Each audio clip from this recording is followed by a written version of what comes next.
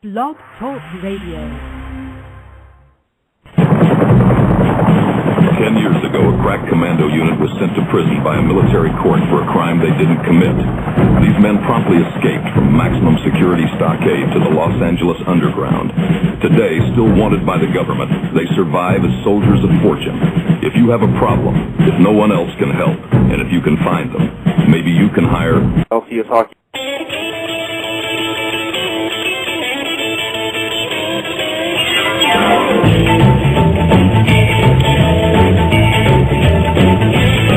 I got long sideburns and my hair slicked back. I'm coming to your town in my pink Cadillac. I'm just a honky tonk man. I'm just a honky tonk man. I'm just a honky tonk man. I'm cool, I'm cocky, I'm bad. And we're off. It is the show that shows we have no business in show business. It's the LCS Hockey Radio Show, brought to you as always by Honest John Churchfield and by the #1 non-updated hockey site in all the land, LCSHockey.com. LCS, we're cool, we're cocky, we're really bad. Really bad. All right, Mike Dell, our guest isn't here yet, so maybe I'll just proceed. Yeah, go ahead and do your monologue, Larry. We were planning on holding it off, but you can go ahead and do the jokes. Yeah. Well, they're not jokes, but... Oh, okay. They're writings. All right, Lady Gaga is in line to win one of the country's most prestigious fashion awards. The singer, known for her outlandish costumes, will receive the Fashion Icon Award next week, along with a new slogan to promote the event. Beef, it's what to wear for dinner. Ah, that's pretty good, yeah. It seems Rob Lowe and Bradley Cooper are not fans of Sarah Jessica Parker, and they used their appearance on the Graham Norton Show to make it known publicly. Lowe is there promoting a new autobiography and says that he used to date Parker and got an angry phone call after the book was released because he failed to mention that in the book that her eyes were blue. Lowe says it wasn't his fault and claims Parker has some sort of magical powers as looking at her face made his boner disappear. Huh. How about that, Mike? So that was a joke or the actual story? It's both. All right, last Friday, Downey High School honored its most famous student, Metallica lead singer James Hetfield, by inducting him into the school's Hall of Fame. Hetfield says he is humbled by the action of the school and hopes one day to finally get his diploma. Once again, no good, huh? No, not really. Huh. All right. Well, our guest is here now, Mike. All right. Kill some time. Yeah. All right, so we'd like to welcome to the show right now the host of Honky Tonk Man, Shake, Rattle, and Roll, heard every Monday night, 7:30, right here on Blog Talk, calling all the way from England. It's Steve Wilton. Steve, are you there? I'm here, guys. How you doing? Steve. Hello. Hey, it's me, Michael, and here's my co-host, Larry. Larry, say hi to Steve. Hi, Steve. Hey, guys. How you doing? Well, how you doing?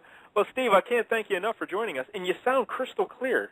Now, you're calling on the Skype from England, and it sounds beautiful. I can't get over it. It's great. I just been listening to your Macho Man tribute. It's very good. Yes, that's why we had you on the show this week, because last week Larry and I did our Macho Man tribute, and we dipped into our childhood, and we started remembering all the wrestlers that we used to like, and we did our top 11 favorite wrestlers, and of course Honky Tonk Man was on my list. And then after the show, I was going through the Blog Talk, I was updating our show, and I saw that Honky Tonk Man actually has a show on Blog Talk, and I was stunned, shocked and stunned. And I started listening to it, and you co-host it with them. And as our listeners can hear, you don't sound like the typical wrestling fan. You sound like a nice, quiet, humble fella with a British accent, and then here you are, paired with the Honky Tonk Man, the flamboyant entertainer guy. It's quite the unusual combination, I must tell you. So how did that all come about, you hosting a show with the Honky Tonk Man? Well, I originally did Lanny Popo's site, Macho Man's brother. He was the Leaping Lanny. genius in the WWE. Yeah, Leaping Lanny, he was very good. Then I did a Macho Man website, MachoBandits.com, and I just kind of bumped into Honky and said, you're one of my all-time favorite heels, and where have you been? And he said that he hasn't got a website anymore, and he really loves the kind of stuff that he used to do. And I said, well, let me do it for you. And he was at first he was like, oh no, I've been burned before, and I don't trust a lot of people, and I was like, give me a shot. So yeah, we do. We started up the website honkytonkman.net, and then I did the Facebook and the Twitter, and we started doing podcasts on the website. But as you probably know, the only problem with that is everything you do is always old news, because, you know, as soon as you post it, you have to wait a couple of days. And yeah, so we were doing really well, getting like crazy hits and things. And then I said to him, it was actually Bret Hart. I'm friends with Josh Groberman, who hosts Bret Hart's show. And they had a Ric Flair impersonator on the show, and I said to Honky, this is some crazy stuff, you need to check this out, it's so funny. And he listened to it and loved it, and then I got Honky as a guest on the Hitman show. And then Honky was like, oh my god, I used to do all this years ago, I really miss doing it. And I was like, let's do it. And at first I didn't want to be on air, you know, I was like, don't put me on the air, I don't want to host, don't want to do it. And then he was like, oh no, it'd be great. So yeah, we've been doing it for about 9 weeks now, we're just having a blast. Yeah, so you had no history in radio or TV or anything until you started the show. None at all. No, all of my background is like web design and social media and video, and you know, everything kind of behind the camera and behind the PC. You know. Yeah, because I got to tell you, you do a great job, and I think a lot of it's just the accent. Let's be honest, the accent carries you. You can say whatever you want in a British accent. It sounds great. You know? It's my gift. It's my. Well, you've got that crazy catchphrase. Yeah, karate chop to the throat. Oh, well, yeah, Larry was doing the karate chop. He stole that catchphrase from a kid. Yeah, karate chop to the throat. Yeah. I like it. It's cool. Well, feel free to steal it. It's not ours anyway. But, yeah, so I love the show. So you said you've been doing it about 9 weeks now. And basically it's just you and the Honky Tonk Man. You talk wrestling news and other stuff like that. But you also have a lot of guests on. Tell the people some of the guests you've had on the show already. Oh, we had Lanny on, Rick the Mono Martel, Paul Bearer, Percy Pringle. Oh yeah, Paul Bearer was great. Yeah, I heard that one. Yeah, he was great. Bushwhacker Luke's called in. Who else? Yeah, Sergeant Slaughter. Sergeant Slaughter's Sergeant Slaughter's called in. We've got Jimmy Snuka. Road Jimmy Warrior Snuka's Animal. Monster. You know my job better than I do. yeah. I've been going through listening to all the old episodes. I love them. I can't get enough of them. And yeah, because it's great hearing all the old stories. You know what it's like being an old time wrestler. I love it. That's the thing. It's just, I mean, for me, it's just, you know, it's like the ultimate place to be as a fan, because you can just sit back and listen to stories. And you know, it's when I did the first 3 or 4 shows, I was like really freaking out about, you know, the show dropping out or the core dropping out, or the adverts and the intro and everything. But I really kind of, you know, got together with everything, and yeah, we're having a blast. And like I hear all the stories, and I become friends with them all, you know, and it's great. We've got like X-Pac coming on the show in a couple of weeks, and Ken Shamrock and Hacksaw. We're just having a blast. Yeah, because you also worked with those guys. Didn't you work with Hacksaw and Sergeant Slaughter on their website? Yeah, I do Hacksaw's website and Sarge's website as well, and I'm currently working on one with Jimmy Hart. Oh, that'll be great, Jimmy Hart. Yeah. Oh, I love Jimmy Hart. Yeah, who doesn't? He owns the I don't know if you guys remember, but in the early 2000s there was a wrestling company called the XWF. Yeah. Well, I'm not up in the wrestling that much, but yeah, I don't remember that. Yeah. He like owns the rights to it, so he's got like libraries of stuff with like Hogan and Jerry the King Lawler and the Nasty Boys and all that kind of stuff. So he wants to put it all out on video and sell it around the world. So we're going to do a website for it. It's pretty cool, and like it's having a blast. It's like so much fun. Well, people all, of course, remember Jimmy Hart from his days with Honky Tonk Man, but the Hart Foundation and the WWF and all that stuff. But I really like him from back in the days in Memphis, because he was part of my favorite guy, Andy Kaufman, and wrestling Jerry Lawler. Jimmy Hart was involved in all that. So I'd love to hear him talk about Andy Kaufman someday. That'd be great. That was huge. There was like a massive angle, although like half the people think it was a work, and half the people think it was real. So you never know. And yeah, so get him to talk Andy Kaufman. That'd be great. So yeah, but how did you get into the wrestling? So you were a fan from as a kid. How old are you, by the way? Because I'm like 36. 29. 29. So you're a younger fellow than me. So, like, when you were growing up, who was the who was your big favorite wrestler? Like, how old were you? Do you even remember Honky Tonk Man? I mean, come on. Yeah, I watched wrestling from WrestleMania 6. I was really, really young. Yeah. My favorite ever was Hogan. I was always a big Hogan fan. Yeah, but yeah, I loved Hogan when I was a little kid. Larry still loves the Hogan, right? Right, Larry? Yeah, I do. As far as wrestling goes, as far as, a real live human being, he seems like an asshole. But as far as wrestlers go, I still like Hogan. That's exactly what I was going to say. The more I learn about him and the more the dealings I have with them and stuff, because Honky was on one of his tours that Hogan does called Hulk and Friends, and we promoted the tour and helped them out and got helped them get bookings and stuff. But we never got a thank you and anything like that. And Honky was like, screw those guys, and we're not doing that anymore. But yeah, the more you hear about Hulk, and it's kind of ruins the the hero worship you have as a kid. But I always liked Macho Man, and growing up I loved Vince. When he was evil, he was really funny. Yeah. All of the old guys are great, and so many of them are dying out and stuff. So it's really sad. Sad. Now Larry and Larry, when did you start watching the wrestling? Man, I was probably. It was before WrestleMania 1. I know that for certain. Yeah, I was a little bit before WrestleMania 1. I remember the first time I saw it while I was in a barbershop getting my hair cut as a little kid, and Jimmy Superflash Snuka was on TV, and I loved them. So I started watching because of Snuka. And then, WrestleMania 1 was right about the time I started. And then I got out of it, right around when The Undertaker came in, I think. What about you, Larry? No, God, no, dude. The Undertaker's been there forever. You've been watching longer than that. No, when Undertaker came in, wasn't he Steve, wasn't Undertaker always wrestling like Bret Hart and Shawn Michaels and those guys for a while? That whole era where Bret Hart was the champion, I wasn't watching it back then. Undertaker came in at WrestleMania 7, and he's been there ever since. Yeah, so, I watched the early bits of The Undertaker, but then I got out of it for a while, and then I came back when it was Austin and The Rock in that era. I watched it for a few years there. But, I missed all that middle stuff. And, that was the the WWE versus WCW. That was huge. That was the big feud that all the fans of that era got to see. The Monday Night Wars and all that. Yeah, I was part of all that stuff. But, now, who would be the dream guest for you? Would it be to get Hogan on the show? Would that be great? Because Honky, he doesn't really like Hogan. So that would make for some fantastic radio there. Honky Tonk and... yeah, well, we've been calling him out every week, every single week. Yeah, I know.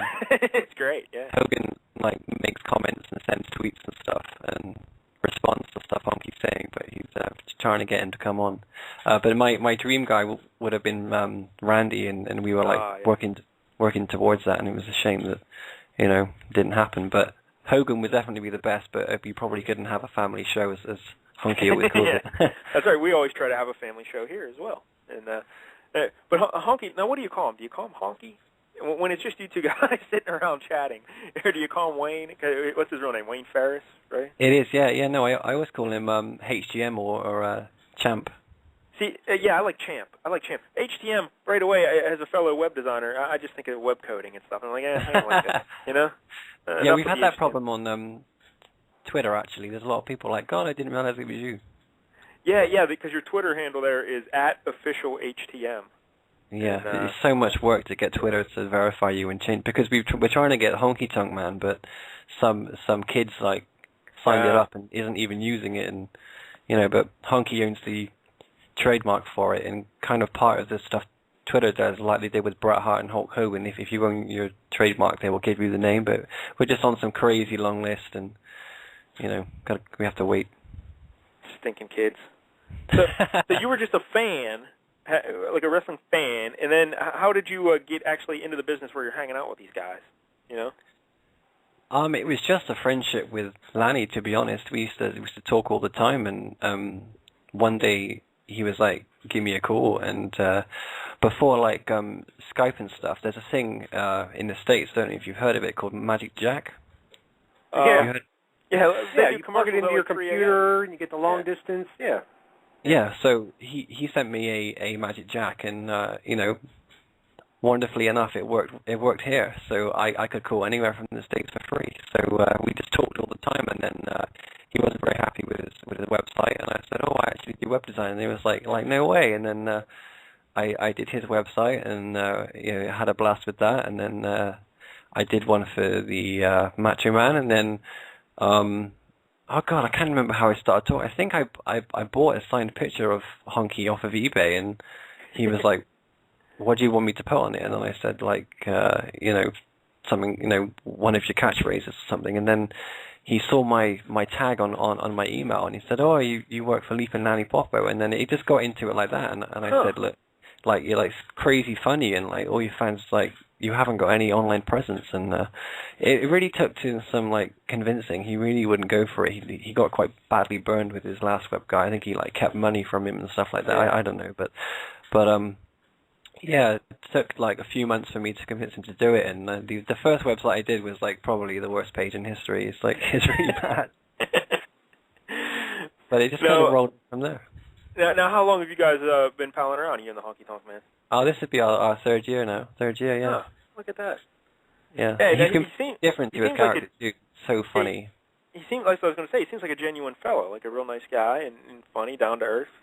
Yeah, he is. Yeah, and if you ever got any kind of like personal problems going on, he's the first person to like pick up the phone and say, look after yourself. How you doing? Get some rest. And his family are great too. His son Roy's like a mini version of him. His wife's Canadian, and she's like hilariously funny as well. She's like, oh, I love your voice and everything. They're really, really nice bunch of people. Yeah, because that's what I've been like listening to the shows. You're hearing all these old wrestlers, and it's really surprising how like just down to earth, and they just seem like regular guys. You expect them to be like their character 24/7, but they're just doing a job. They got a work to do, and then the lights go off, and they're back to being the regular fellas. Now, have you met any wrestlers? I don't want you to like call any guys you don't like, but have you ever met a wrestler who surprised you at how nice he was? Like, because just growing up, you thought, oh, that guy's probably a real jerk, and then you get to meet him, and it's like, oh, what a guy. Yeah. Well, Honky definitely. Bret Hart as well. Bret Hart's really, really nice person. I didn't think he'd be a bad person. I just thought he was boring, Because he always came. I was never like a huge fan of his, and I always thought he was a great wrestler, but he always came across a bit boring to me, and kind of I always thought he whinged and stuff. But he was at a book signing, and he's so funny. He's like hilariously funny. He's like completely different to his character. And I met Vince McMahon, and I said to him, "Oh, this is like meeting God," and he just roared with laughter, and And the thing is, if you go anywhere in America and you're English and you come across as a nice person, like you said, it really carries you across, And Vince is really nice. Jimmy Hart's really nice. The only kind of person I was ever disappointed with was Hulk. It was really kind of awesome to see him, but he's a bit fake. He doesn't ever break the character, Yeah. See, a lot of people when I walk up to them on the street, they recognize me, and they say they have the same reaction with Larry. Like sometimes when they meet Larry, they're disappointed. Yeah, they should be. I'm disappointed. That's right. But yeah, so it's a great show. Tell everybody when it's on again. Monday nights. What time do you record it usually? It's on Monday nights live on 7:30 Eastern on HGMRadio.com, which is hosted by Blog Talk, same as you guys, and we also replay on SportsTalkNetwork.com on Thursdays at 4. Yeah, now you mentioned how do you like being on the Blog Talk? Because Larry and I have been doing it for almost 4 years now. So if you need any tips on Blog Talk, we're the guys. Any problems that you're having with Blog Talk? I didn't like the layout when I first did it, but they changed it the last couple of weeks. It's much easier to use. I think the only problems we've ever had is, sometimes the call quality is not good, or Honky on one show dropped out like every 2 seconds. Yeah, I forget what show that was, but yeah, it was pretty funny by the end of it. Like every 3 minutes, Honky was dropping off. But and Blog Talk blamed Skype, but then as soon as the show finished, we were talking for about 2 hours on Skype. But it was perfectly fine. I was like, okay, and when you're paying to use it and stuff, you were like, exactly, sort that out. Because we used to do this Blog Talk. It used to be free, and then they just started charging people. What, Larry? About 6 months ago or so? Maybe. Yeah, January. I didn't know that. Yeah, they get you hooked with the free shows, and then they start. It's like a drug, and then you get hooked on for 3 years, and then they start charging you. And I'll be honest, I'm not hooked. Yeah. all the technical glitches and stuff when it's free, yeah, who cares? What can you say? But now that you're paying for it, hey, let's get it to work. That'd be nice. But it's still great. So yeah, everyone should go listen to the Shake, Rattle, and Roll, the Honky Tonk Show. It is tremendous. Can't recommend it enough. And but we want to get your comments on Larry. Did you put together your list of top 11 least favorite wrestlers? Yes. No, you don't sound excited by that, Larry. Well, here's the thing. Like, I don't want to say something bad about somebody, and then all of a sudden it turns out it's Steve's buddy. Don't worry about it. I don't care, man. Go ahead. Yeah, it's fine. We'll talk it through. We'll work it out. Don't worry. All right. So based on the criteria I based this list on, this is just my personal least favorite wrestlers, whether it be wrestling style, gimmick, just performance, that sort of thing. All right, so you're number 11... You're not saying these guys are lousy wrestlers. You're just saying you don't particularly enjoy their work. That's all. Yes. Yeah. That is correct. All right, so at number 11, I got Booker T. Oh, Booker T. I never liked Booker T. Like the Spinneroonie or whatever, it was okay. But one half of Harlem Heat, Booker T. Another tag team I hated. Yeah. Now, Steve, I didn't like Booker T either. Any Booker T interactions in your life at all? No, never been a fan. I think he's overrated. Yeah. Thank you. Awful commentator as well. He's ruined SmackDown. Like, get off TV. Yeah. But have you been watching him on Tough Enough? No, I didn't like Tough Enough. Oh, wow. Because I actually enjoy the show quite a bit. That's that reality show where they're trying to be wrestlers, and he's not too bad on there. Seems like a nice guy. I'm always concerned. It looks like he did way too many push-ups, because his shoulders are bowed, and I'm always concerned for his health every time I see him, because I don't know. But, yeah, for you guys, I think that they are Tough Enough right before Raw, right? Oh, I don't know, because I don't watch the wrestling. It does. Yeah, it does. We get some edited down, censored kid stuff. It's not the same as what you guys get. So I don't like stuff. It's been when they edit the hell out of it, it's not as fun.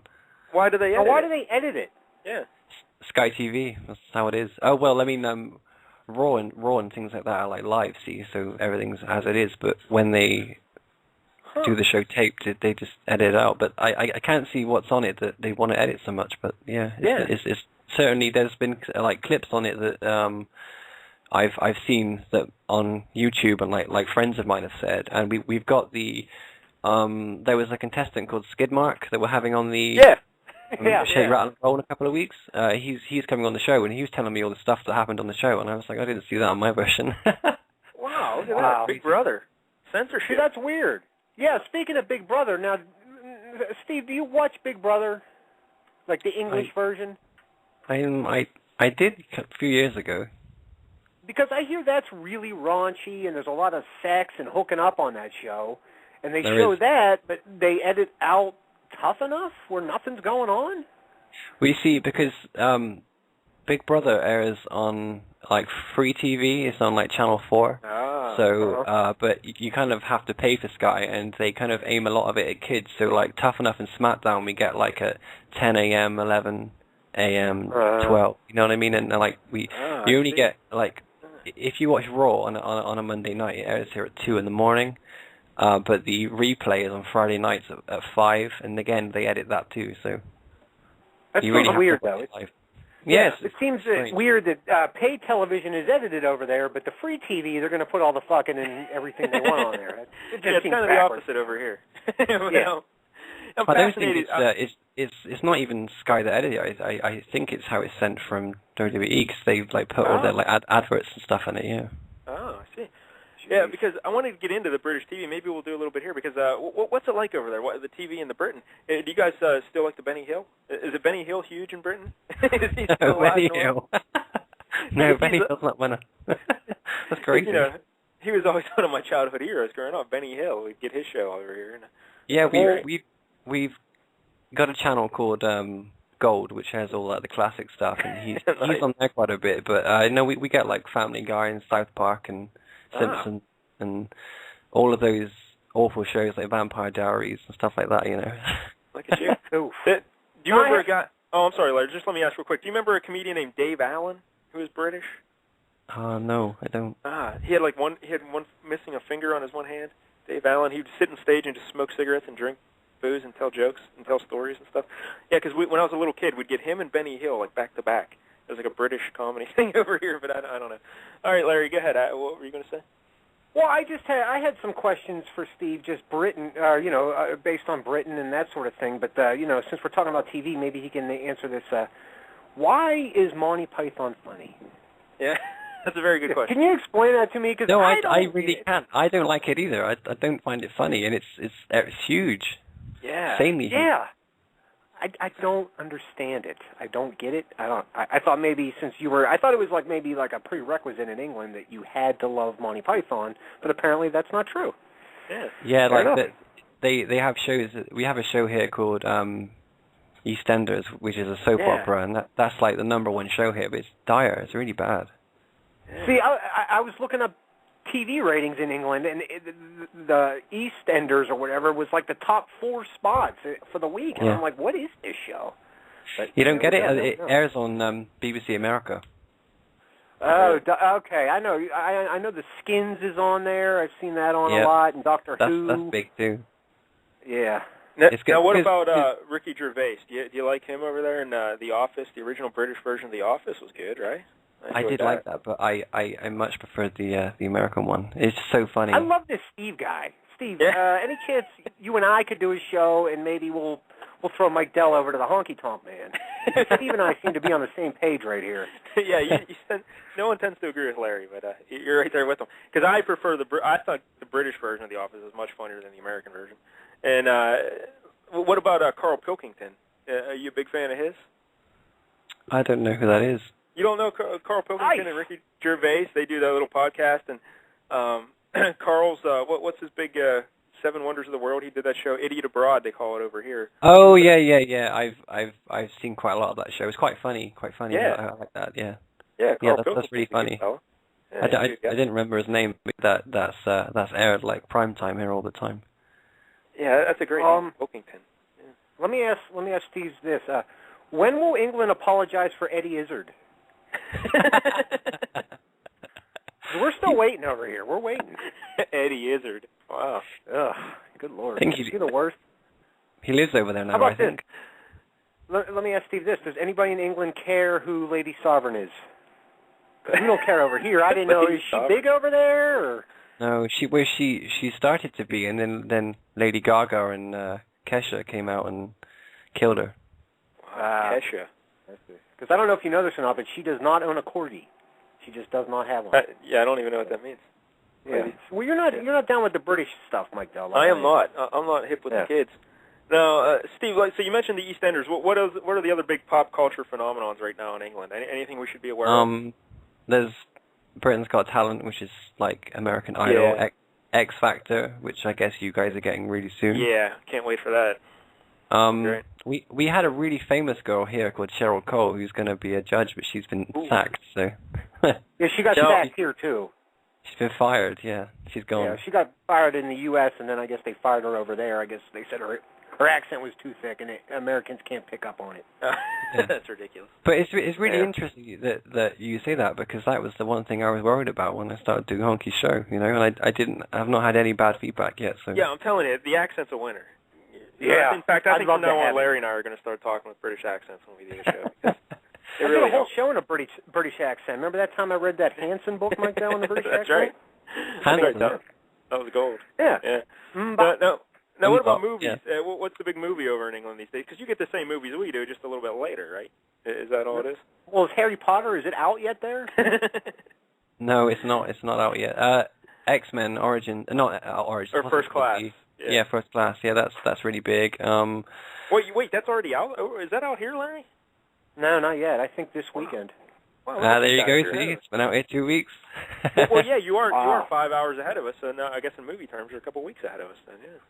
I think it depends, like who owns the, whether it's made here or made in the States, because we usually get Harry Potter a week before you guys. Now, did you see X-Men First Class? I did. I thought it was great. Oh, really? Really? Because I just saw last night on RottenTomatoes.com, a little website, that it's getting really good reviews from the first, Oh, it absolutely killed the last few, and I thought that they were pretty good too. Holy hell! It's got a 98.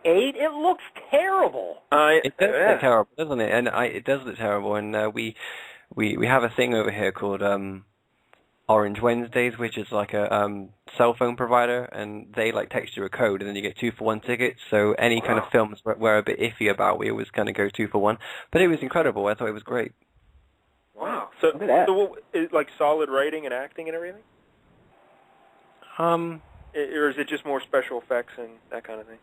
I just thought from a superhero film, it was really good. I was really lost in it, and I'm normally looking for continuity and bad acting, and having a laugh. But it was great. It was great. Now, are you a superhero fella? Do you like the comic books? I do. I like Superman, Spider-Man. Yeah. See, we're Marvel guys over here. Larry, you're Marvel, right? You don't like the DC. Yeah, I would say for the most part. Yeah, so I grew up on the X-Men and Spider-Man and stuff. I'm not up on them these days, but I always love them. So look at Steve. You could just fit right in here with us. Like if one of us, Larry and I, ever get sick or something, you're stepping in. You're just hosting the show. Anytime. You guys. That would be great. All right, well, let's get back to the list, Larry. Your 11 least favorite wrestlers. Number 10. Lex Luger. Oh, yeah. I forgot all about... Yeah, he is terrible. Lex Luger. He had nothing going on, that guy, that backbreaker or whatever. Like, that is like the lamest finishing move ever. The rack. I think that's what they called it. But he was lame. Lex Luger was just a body. That's all he was. You know what's really crazy with him is he's now in charge of the wellness policy in WWE. Really? Yeah, now wasn't he pretty famous for his drug use? Well, yeah, and like Miss Elizabeth died, and he got arrested for drug use, and I was thinking like, don't think that's a good deal, but I don't like him at all. Nice. Yeah. All right, number 9, Mike Dell. I got Raven. Oh, Raven. Raven was lame. He was just lame. He's trying to be the grunge rocker. What was his little catchphrase? What about me? What about Raven? Yeah. What about me? What about Raven? The Edgar Allan Poe ripoff. How about him, Steve? Do you remember the Raven guy? Yeah, I was always on the fence with him. Yeah, he was. Yeah. I liked it in WCW when he had Raven's Flock. I thought that was quite cool, but I didn't like anything afterwards. But in the early 90s, he used to be a announcer on the WWF called Johnny Polo, and he was really funny then. Right. Yeah, Johnny Polo. I remember Johnny Polo. Yeah, I don't remember he was funny, so I don't know what the hell happened, but he changed. Yeah, Johnny Polo. Number 8 on my list, Sid Vicious. Oh yeah, Psycho Sid Vicious. Yeah, I like Sid. I'm a Sid fan. I thought he was good. Huh. I don't know about this Steve guy all of a sudden. Number 7 on my list. Well, Larry, what did you like about Sid Vicious? I don't know. It just seemed like he was just a ball of rage and sweat. And he really didn't do anything all that spectacular. He was terrible on the microphone. I just never bought his character. I never cared about him. Yeah, now that you mention it, every time I picture him in my mind, he's screaming, and there's just sweat falling out of his head. Yeah. That's exactly right, yeah. And I don't know. Oh, go ahead, Steve. If you listen to the WrestleMania 8 promo, when he's cutting on Hulk Hogan, which is supposed to be his retirement match, he tells Mean Gene, he says something like, "Shut up, you fat, bald-headed little oaf," and it's just always been great, and I love it. Hey, Steve, is Mean Gene still with us? Is he still around? He is, yeah. They just aired we get a show over here called Vintage Collection. Do you get it over there? I don't think so. No, it's a classic WWE show, and he did a big tribute to the Macho Man. They had loads of clips and stuff. Yeah, Mean Gene was great back in the day, because I was watching those old clips of Macho Man giving interviews. I just loved how they would do those stand-ups with him and Mean Gene, and good times. Mean Gene Okerlund. I love Gene. I love him. He owns a burger chain called Mean Gene Burger. Really? Mm-hmm. I had no idea. Mean Gene Burgers. Never had one, but I'd love to try. Yeah. All right, Larry. Number 7, Steve Mongo McMichael. Oh, yeah. He should be Good one. Lord. Yeah, No. he is just ridiculous. He killed the Four Horsemen. Like, how can you take the Four Horsemen seriously when Mongo McMichael is a member? Oh, God. He was bad at announcing. He was bad at wrestling. I don't know how he was at football, but I'm guessing he was bad.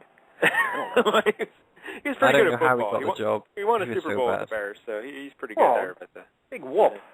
Yeah. You know what I mean?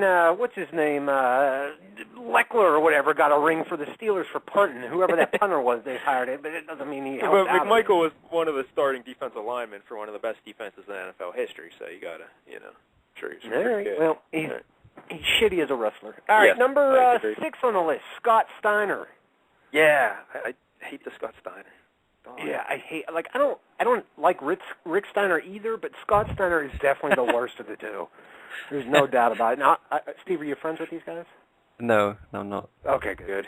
Yeah, because I hate them. No, I didn't mind them when they had that kind of like American wrestling gimmick going, like collegiate wrestlers. That was all right back in the day. But then I don't know what happened to him. You know, when he got juice. Yeah, how much steroids did that guy take? But good Lord, his bicep had a bicep. That's crazy. Yeah, he was a little freaky there. His muscles and he wore the sun. What was his big thing? Didn't he have a little catchphrase too? Paula, you hear me? Yeah, the Big Daddy Freak or something. He's yeah. wrestles for Pump. TNA. Yeah, Big Papa Pump. Yeah. Yeah, He his wrestles matches. for TNA. His matches would all be like the same. Like he'd come out for like really hard for like 2 minutes, then he'd just gas. You know, he couldn't do anything, and then I don't know, whatever. But, Scott Steiner, not a fan. All right, Larry, what are we up to? 4 or 5? Something? 5. Number 5, Conan. Remember Conan? Yeah, Conan. Oh with yeah, the K. yeah. Conan with the Terrible. K with 3 N's. That's what I like to remember. He used to make me really angry because he used to say the same thing when he came out for a promo every single time. And he had that stupid bandana in his pocket and couldn't stand him. He wore the flannel shirt only buttoned on the very top button with that polo hat. I couldn't stand that guy. I couldn't stand Conan. Like, this is a good immediately list. when his music would play, that'd be an instant change to channel. Yeah, and he basically killed the NWO, right, with his Wolfpack and all that, because that really watered things down, you know, the Conan. Yeah, I agree. Yeah, the red and black, yeah. Number 4 on my list, it's a guy Steve brought up earlier, but I got X-Pac on my list. Yeah, I'm not an X-Pac fan either, but apparently I heard Honky say he's a good guy, though, on the one show. Is he really a nice fellow, the X-Pac? He is a good guy. He's again, I mean, the thing fans need to know about wrestling is they really have to fight for their spot, so they really have to be different. And like on like Raw, when X-Pac came out and said, you know, Hogan, you suck, pal. You know, he's being told to say this stuff, and he was going like crazy for a few years. You know, because they take a lot of, some of them go down the wrong route and drink and take pills and stuff. But he's really cleaned up his act. He's really nice guy now. He's really sorted himself out. Well, that's good to hear. No more pornos with China? No, but she's got a new one coming out, apparently. I saw that.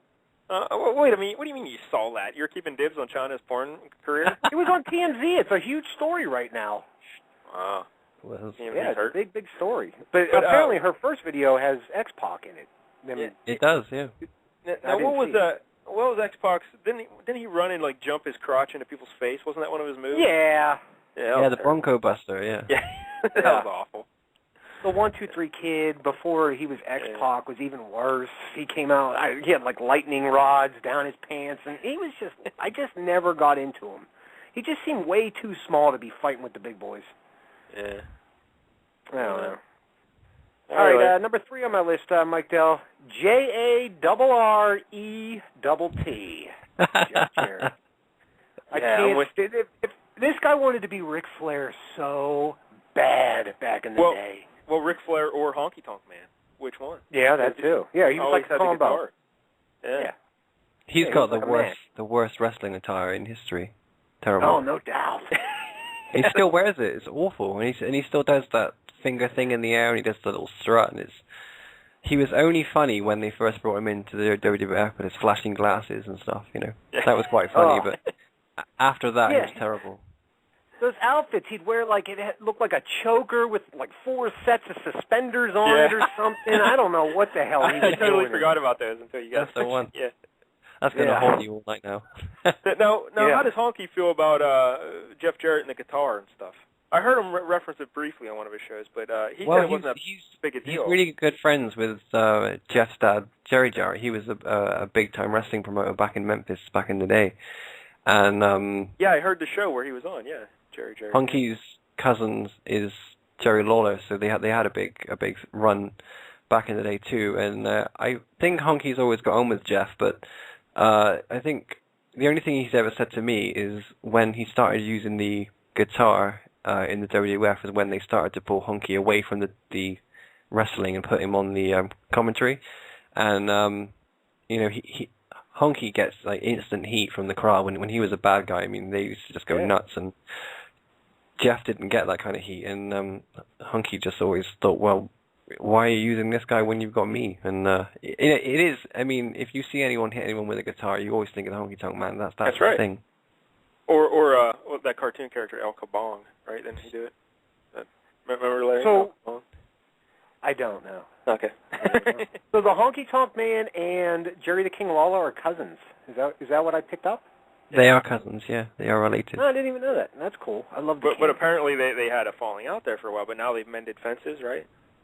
Yeah, well, this is kind of Honky's stressing with me. His website back in the day, the guys that used to do it, they had a lot of writers, and they used to say stuff, coming from Honky. So if anyone read it, and it's like back in the mid-90s when the internet was on dial-up, and it was a really, really big site, and, he used to go to all the independent shows, and they'd be like, oh, why did you say that about me? Why did you say that about me? And he's like, what the hell are you talking about? And they post stuff on his behalf. But a lot of the stuff Honky did was because it was the Attitude Era, so he was just going with the flow and having fun. I mean, he had a big internet feud with Piper, but him and Piper are friends, and it was all just, it was just him and Piper having fun, getting some interest and giving the fans what they want. But yeah, when they started saying stuff that he didn't actually say, that's when he kind of wound it all down, and a lot of that happened with Jerry Lawler. But yeah, no, he loves Jerry, and Jerry actually is a really good artist as well. He does amazing comic book stuff, and he drew a picture of Honky, which I'll have to send you guys. It's incredible.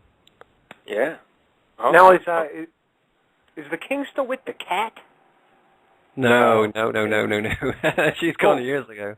Yeah. Wow, I got a shot at her then. Yes, Larry, you have a shot. Yeah. She doesn't look the same anymore, by the way, to sort it out. All right, never mind then. Gorgeous George, too. It's just like hell now. Gorgeous George? Wait, was that wasn't she with Macho Man? Is that, am I remembering She that? was, yeah. She was, like, smoking hot in WCW. And, yeah, all right. Yeah, I remember her now, yeah. Years haven't been kind. Oh, no. Because wow. wasn't she when who was Miss Madness? Wasn't she Holly or Molly Holly? Yeah. Molly Holly. Yeah. And they had Medusa, Alundra Blaze as well with them. Wow. Molly Holly. Bob Holly almost made this list. He was on my honorable mentions. Bob Holly. Yeah. Spark Plug. Yeah. Spark Plug. Yeah. Wow. Yes. Spark Plug Holly. Way back. Honorable mention. He came in with like that NASCAR gear on. He was just lame. Yeah. Number 2 on my list, Mike Dell, Diamond Dallas Page. Oh, yeah. I can't stand that guy.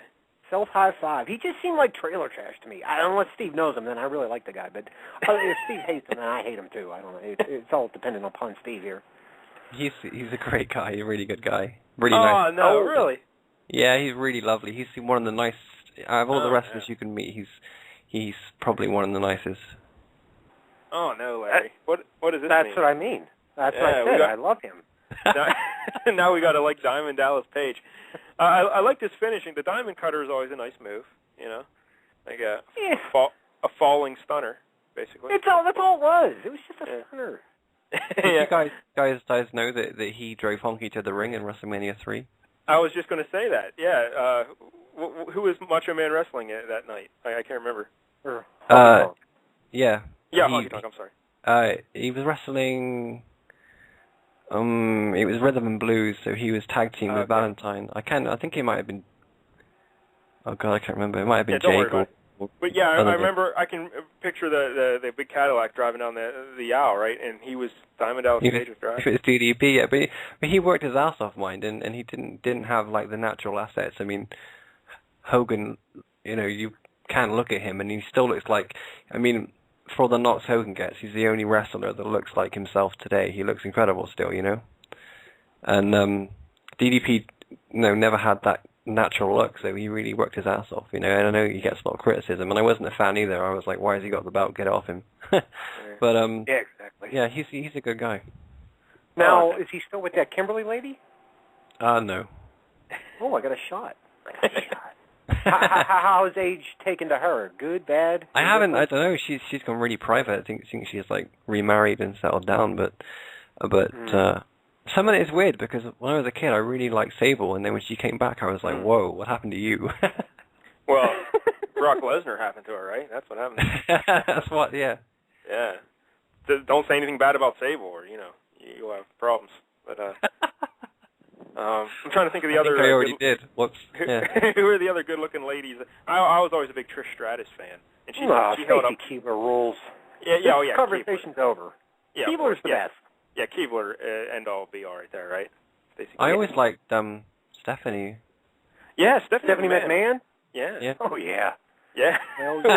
We were big fans as well. Yeah. Yeah. I haven't seen her in years though. She still look the same? She does. Yeah. No. She does. No? She does. Yeah. I get it. She looks a little different. She doesn't have the innocent look like she used to. And ever since she got the boob job, like I'm not on her as hard. Like when she was more natural, I thought she was kind of more girl next door with $1 billion. But I don't know. No, she's a girl next door with $1 billion and fake boobs. Yeah, but hey, Trish Stratus, she's on the Tough Enough, and she's got the brown hair now. It looks nice. Yeah, it does look good. Yeah. I agree. You know who I never thought was hot, and they always pushed her was Marlena. You know. Oh, Gold Dust lady. Yeah. Oh, yeah. She had a weird mouth with the cigar smoking and those big puffy lips. I don't know. I think they were trying to send something there, but I don't know. The whole Gold Dust angle was weird. Yeah. Sunny was probably the hottest of them all. Yeah, Really? Sunny. I love Yeah. Sunny. Larry, you're a big Sunny fan, really? Yeah, Sunny was. Yeah, she was cute, man. She seemed like sweet and cute, and nice, like a genuine. She got inducted in the Hall of Fame, right?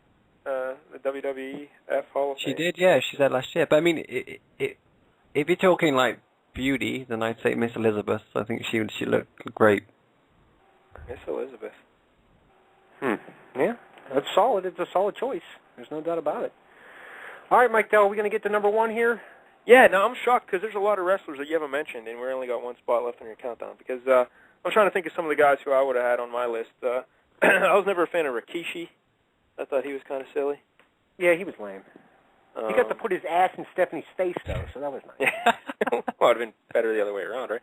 But I'm trying to think who else I didn't really enjoy. You know who I hated was Demolition. Axe and Smash. Well, I like Crush. Yeah, but like, just such a rip-off of the Road Warriors. Like, yeah. They were, yeah.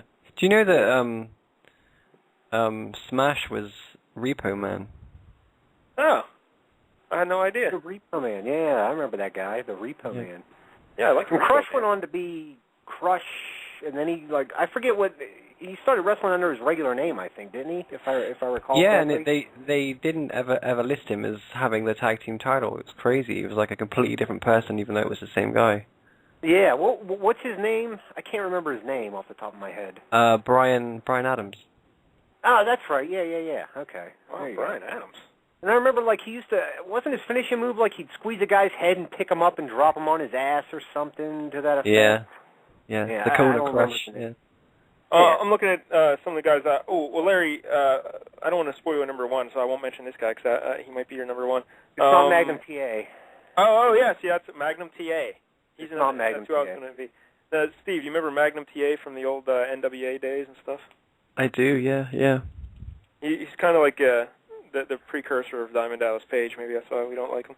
And then Sting. I was never a fan of Sting.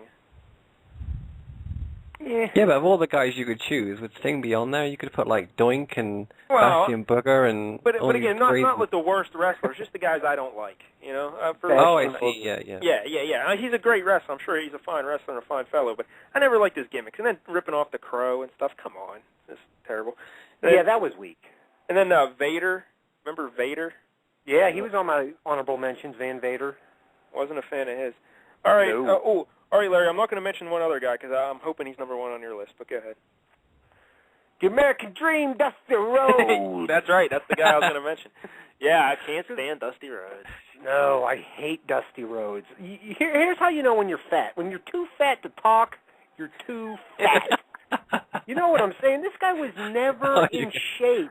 And he has that huge splotch on his belly with his man titties.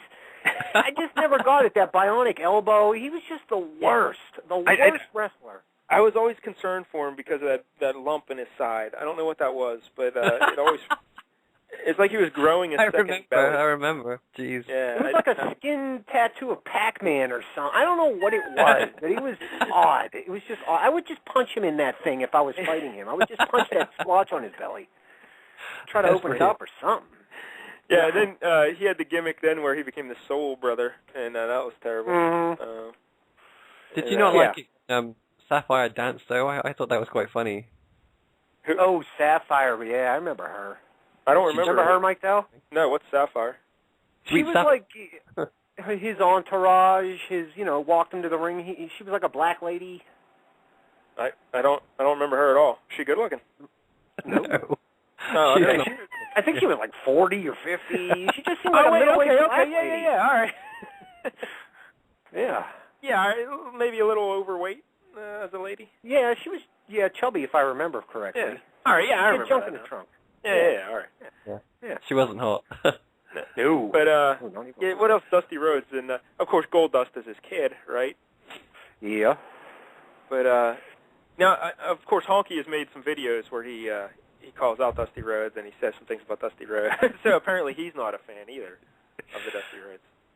No, well, Honky's problem is like for example, like the most recent one in my memory, when Randy died, they were all like called up to do radio interviews, and Honky wouldn't do any. He didn't want to do anything apart from his own tribute. And Dusty Rhodes did one with quite a lot of people, and all he kept saying is, when you think of the top 5, you think Randy Savage, Dusty Rhodes. He kept putting himself over,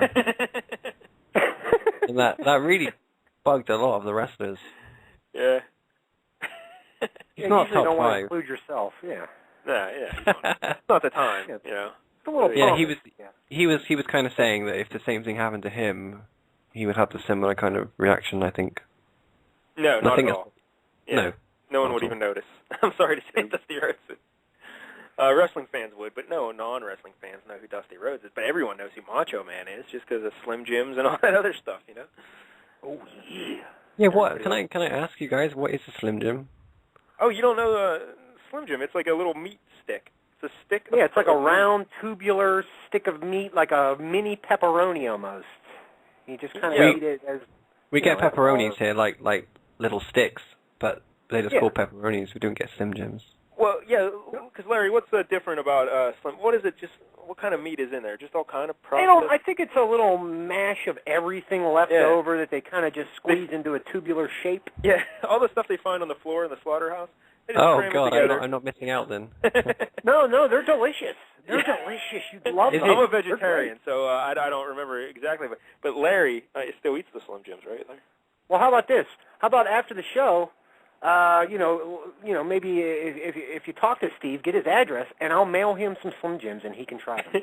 Yeah, can we mail you meat to England? Will that? Yeah, why can't we? Yeah, it's not like the Slim Jims are going to go bad. I mean, they're good for like. No, they last forever. They're probably still good 10 years from now. Yeah, Are they like wet or are they dry? No, they're dry. Yeah, they're dry. Like a beef jerky kind of thing, but yeah, they're like a beef jerky pepperoni stick. I'm telling you, you'll like them. You'll enjoy them. They're kind of soft. They're not, I can't really do justice to it with, telling you, but I think once you eat one, you'll be happy about it. Yeah. But can you do the snap into it thing? Does that work? Yeah, you can snap into a Slim Jim.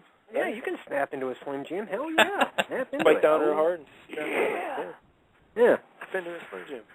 Yeah, we'll send you a little care package from America, Steve. It'll be great. Yeah, how about that? I have to do that because I own some of the Macho Man outfits, so I'm going to have to get dressed up into a Slim Jim. Yeah, that's what I was going to say. I wanted to bring that up earlier. That's how big of a fan you are. You actually have some Macho Man outfits, right?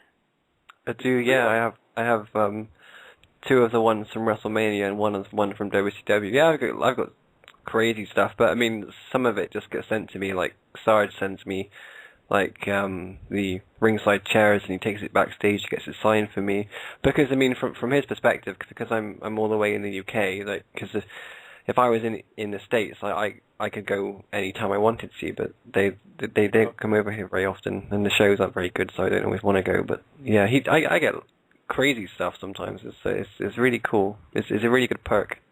Like what's the weirdest memorabilia item you have? Weirdest. Like a bottle of sweat. I've got like I don't know if it's weird, but I got like a pair of Hulk Hogan's yellow tights, and I didn't know if I wanted them. Yeah. No, is this stuff valuable? Can you sell that? Like, considering that Macho Man just passed, like, would that outfit go for thousands and thousands of dollars? Yeah, there's outfits that have sold for up to £10,000 on eBay. But if it's a nice one, because a lot of them we had were like horrible. But the really nice ones, yeah. I mean, if you get I've had offers. I had a Hulk Hogan weight belt. You know those red ones with Hulkster on it? Yeah. I got like $2,000 for that. Wow, look at you. Now, we're going to try and start selling Larry's outfits on eBay, but I don't know if they're going to be big sellers. But I was going to mention something else about the collectibles and the outfits. Oh, because you just donated one to the WWE, right? A Macho Man outfit for a tribute that they're doing to him. Is that correct? I have, yeah. I spoke to John Laurinaitis, who's like the guy next down from Vince. And I said... Hey, now, is he any relation to Road Warrior Animal? He is, yeah. He's his brother. Ah, there you go. I said to him that I've got this Macho Man outfit, and as I'm like close to the family, I felt so bad about Randy passing away and everything. I said, can I give you guys an outfit of Randy's to put in the the WrestleMania Access, so all the millions of fans come around from the world can like see it and stuff, because they haven't got anything of his, see. And they were like, "Oh my God, that's insane, thanks." And I said that I'll send it to you on the condition that I send one of Lanny's as well, and you put them together, And they were like, "Yeah, let's do it." Oh, that's really nice of you. Yeah. But they were really. He was so kind. He was like, "Oh, if you want to come to WrestleMania, I'll send you some tickets and fly you out here. You can go to Hall of Fame." And I was like, "No," because it would like take away from the gesture, Yeah. Yeah. Look at you, Steve. What a fella you are. Good guy. Yeah. Just for that, I'm going to send you one of Larry's outfits in a care package. We'll send you it and everything. Yeah. You'll enjoy it. It'll be great. Yeah. You can wear it around the house. Feel like Larry. People always say that, like, do you put the stuff on? I'm like, no. I don't even have it out. I've got a Hulk Hogan boot and a frame of Brett that he signed for me, and I haven't got anything from Honky. I need to. Crazy, right? What the hell, Honky? 3 years. Yeah. What's up with that? Well, because sees me as a friend, so he doesn't. Yeah. Man. He doesn't. Whenever I like mark out, he always like slaps me down. Yeah. He's like I'm your friend. I'm not the Honky Tonk Man to you. But well, yeah, I mean, cool. That's better than the. He would send me stuff if I asked, but I'm like friends with Honky as where I work for the others, so that's the difference. Yeah. And you mentioned Sergeant Slaughter again sending you chairs and stuff. I just want to say that I listened to the show with him, and he seems like a wonderful fella as well. Just a great guy. And I love the stories about him talking about how he got in with G.I. Joe and stuff, and WWF was mad, and they didn't want him to do it, and like he had to go with Hasbro instead, and all kind of stuff like that. I mean, yeah, if you cross Vince, then he's going to kill you. But then he's very forgiving as well. He calms down and comes back. And Vince is a really nice guy, and Sarge is lovely. He does so much for charity, as does Honky. He like grows his hair like 12 inches long, and then like in a ponytail, then cuts it off and gives it to kids, so they make wigs for kids that have cancer and stuff. Yeah, Locks of Love. Yeah, he does that every year, and Sarge does all the benefits for the WWE. He does golf tournaments to raise money. Because you don't see them on TV, people think that they don't do stuff, but they do like Make-A-Wish Foundation. They do anything they get asked. He never says no. He's a top guy, and he doesn't. I mean, they don't trust me. They don't have to work. Yeah.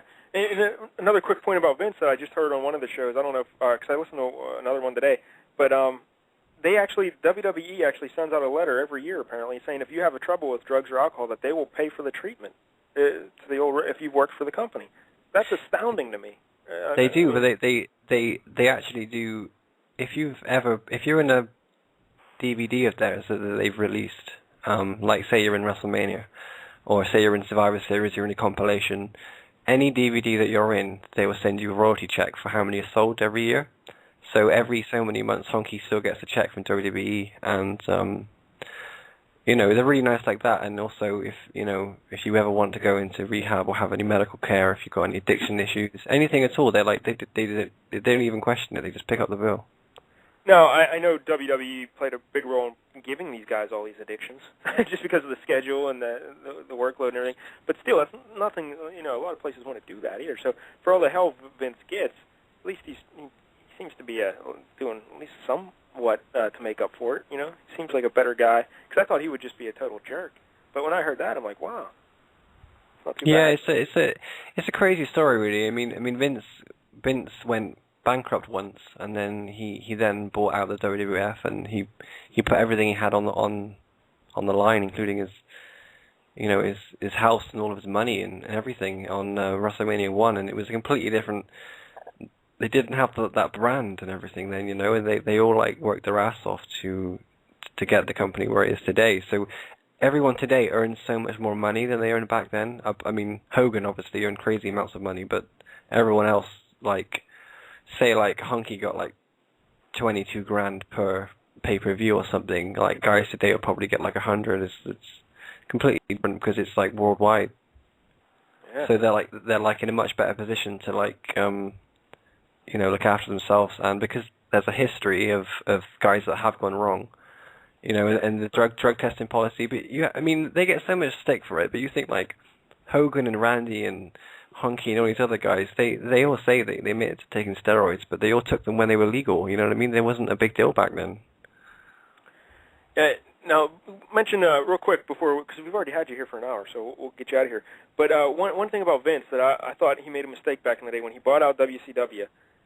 I guess his pride, he wanted to run him out of business. But I always thought it would have been better if he kept the two organizations separate and allowed them to continue competing against one another, a WCW brand and a WWE brand, and then like once a year have like a Super Bowl or kind of a pay-per-view merging the two brands. Would that idea have worked, or would that have just been too much money to do? No, I agree completely. I think that was the biggest blown angle. If you did a top 10 list of the biggest blown storylines ever, that would be my number one. That was when I saw Vince come out on, when he did the simulcast from Raw and he announced he bought it. I was like, oh my god, it was so huge. And then, the problem is that a lot of fans don't know is that a lot of the contracts that with Hulk and the big time guys that they would really need to appear on Raw to make an impact, their contracts were with Time Warner, not with WCW. So when Vince bought WCW and bought the contracts, he didn't have these people, so he couldn't have had them on TV anyway because he wasn't. So, there's no way he could have had like Kevin Nash and Scott Hall and Ric Flair and Hulk Hogan and all these people. He could only have what he was left with, which was DDP and Booker T. So, a lot of it they didn't have a lot of say over. But it's the same with TNA. I mean, Hulk's contract is with Spike TV. It's not with TNA. Now, I've never watched the TNA really. Are we missing anything by not watching TNA? If you're a Hogan fan, otherwise, no. That's awful. Yeah. And I haven't watched Raw in many years. I tried watching it like last week or so with the Macho Man, hoping they'd have a tribute. But again, I wasn't too impressed. Are there any wrestlers out there that you really enjoy these days? Any newer kids? I like John Morrison. I think he's good. Yeah, I don't even know who that is. And Randy Orton. I like Randy Orton. Yeah, because Larry and I'm sure if you listened to the last week's show, we were shocked that Randy Orton's held the belt 6 times already. And he's like right up there with the best of the best in history. And it seemed odd to us. But then listening to Honky talk, he has a lot of respect for Randy Orton. And apparently Steve Austin does as well. And so you're saying Randy Orton's like the real deal. He's a legit star. Well, WrestleMania 1, the Hulk Piper match, there was a guy called Cowboy Bob Orton. Yeah, Cowboy Bob. His dad. Yeah. Randy's father. So he's old school, even though he's new school. He really gets it. But it's like when Triple H came out to, start his fight with The Undertaker at this year's WrestleMania, and he said, I'm a 16-time champion. And I was like, get off my TV, I can't stand you, It's like, Randy held the belt twice, Hogan held it 6 times, and that was a big deal back in the day, Yeah.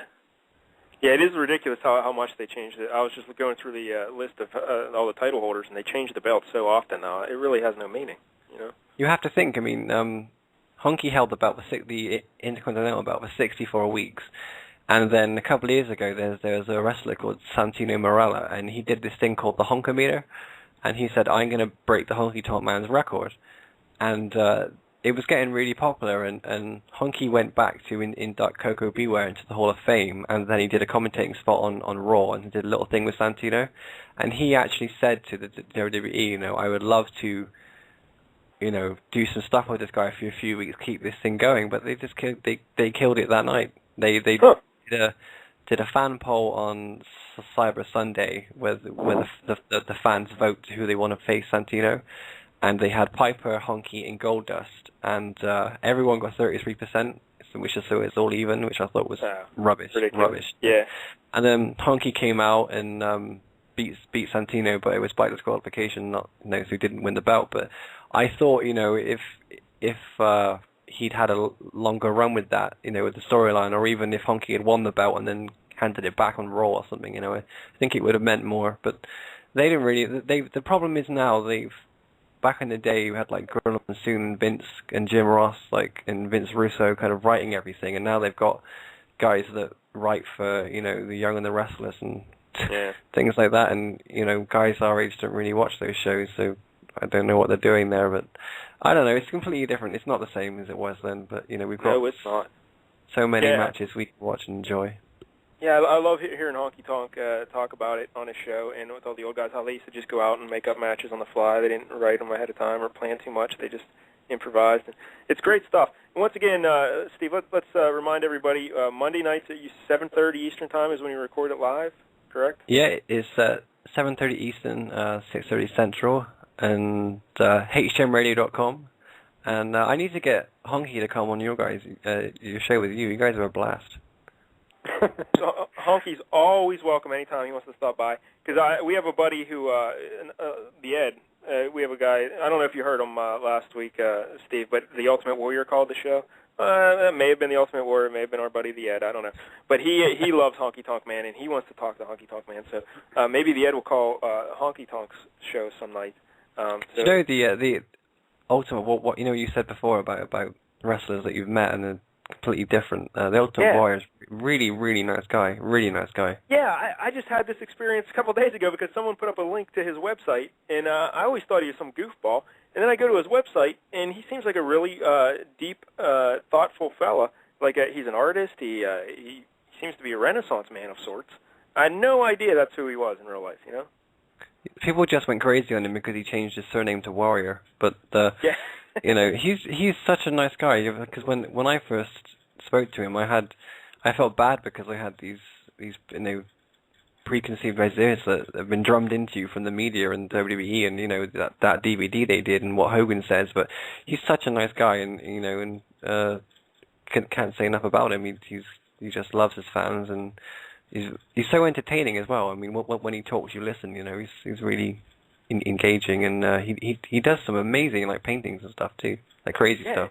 And apparently he does them with a knife, like a paint.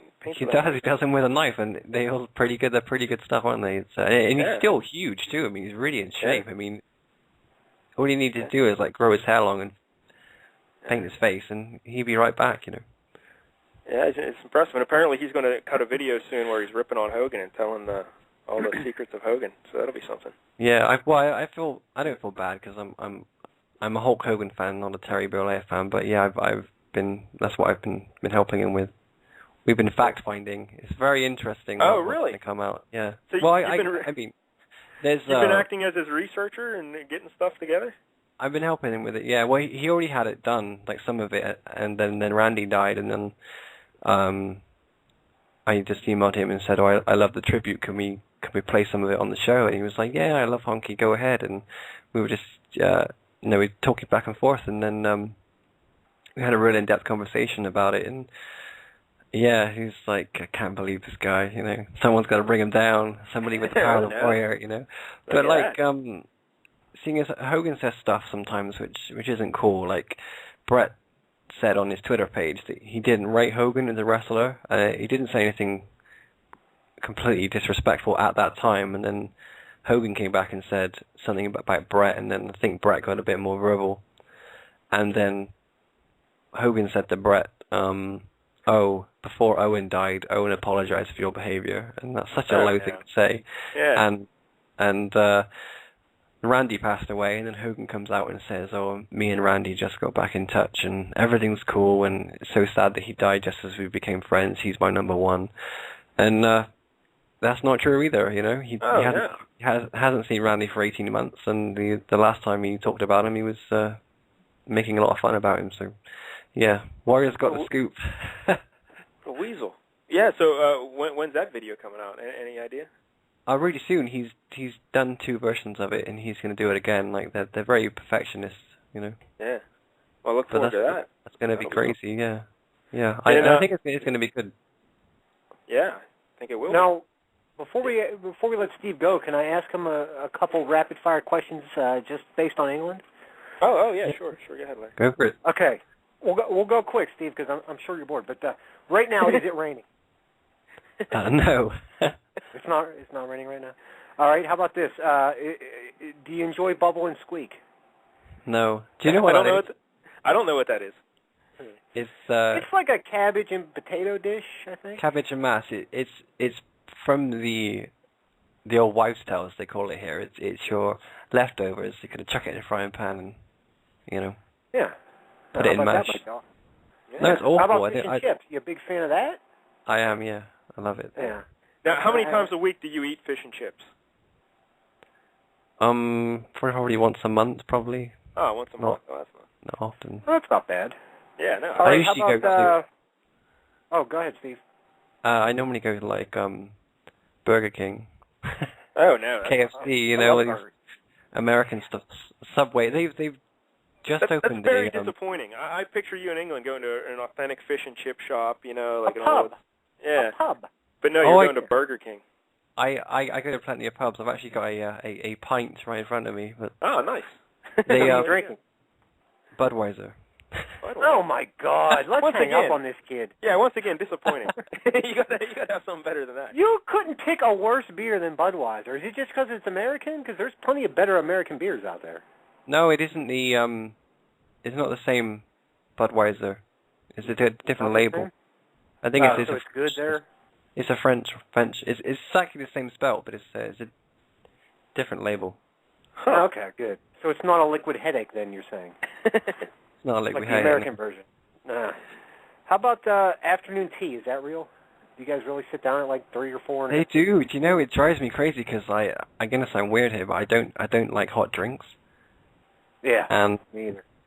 And every time my mom or anyone comes around, or you've been to the cinema, or you've been shopping, or you've been for a meal, or you've done anything, you know, and they come to the door, make a nice cup of tea, and it's like, what does that do? I mean, even if like something sad happens, say someone passed away, or you've lost your job, or something happens, you say, let's have a cup of tea. It's like, what does it do?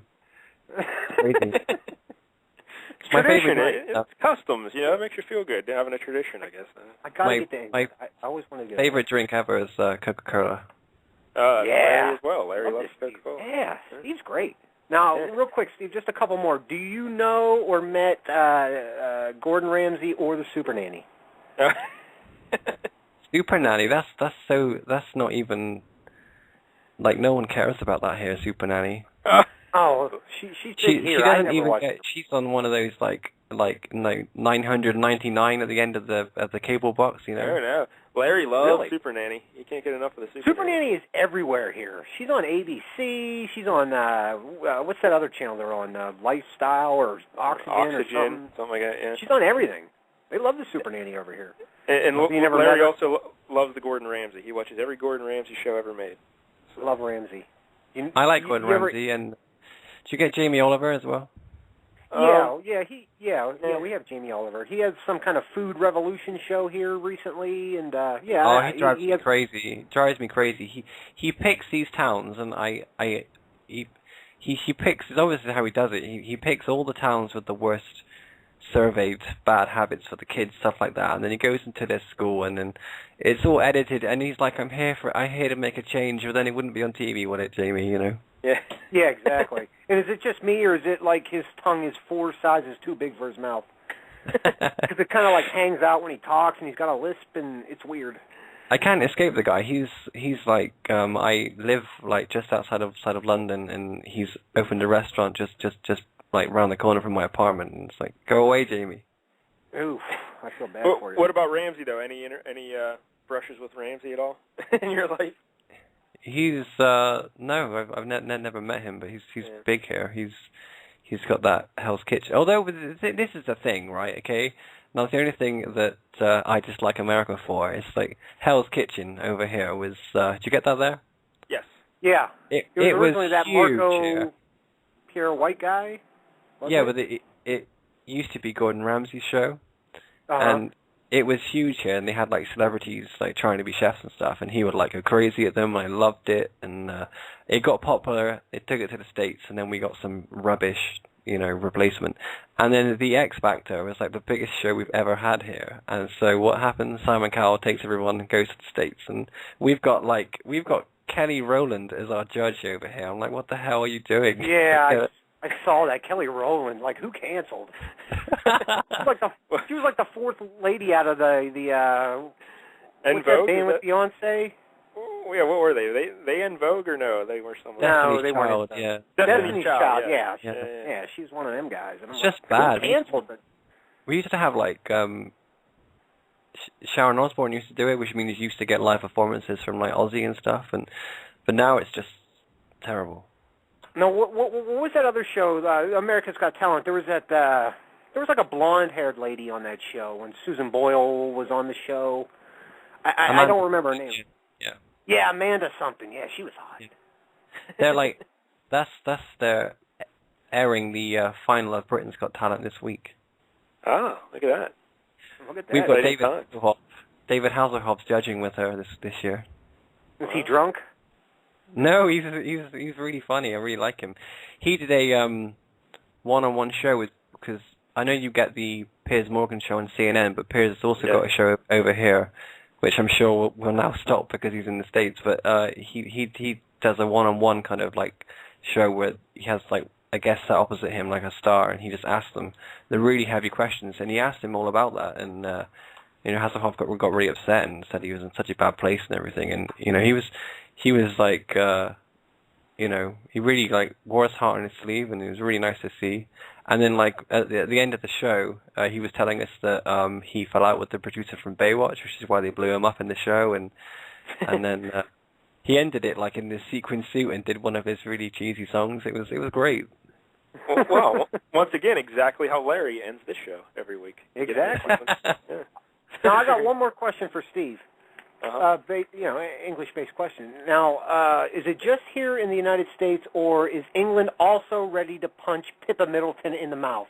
Because if I got to hear about Pippa Middleton one more time, I'm going to kill somebody. Yeah, completely. I can't. The whole royal wedding thing was much bigger for you than it was for us. Oh, really? Really? Yeah, everyone that was there was tourists. No shit. Because I couldn't understand why these people are, like, partying for years. Like, who gives a shit that, what's his name, that he got married? Like, who cares? He got married. They don't have any power or any say. They just waste my time. And they're on TV all the time, and it looks like something that was filmed 20 years ago.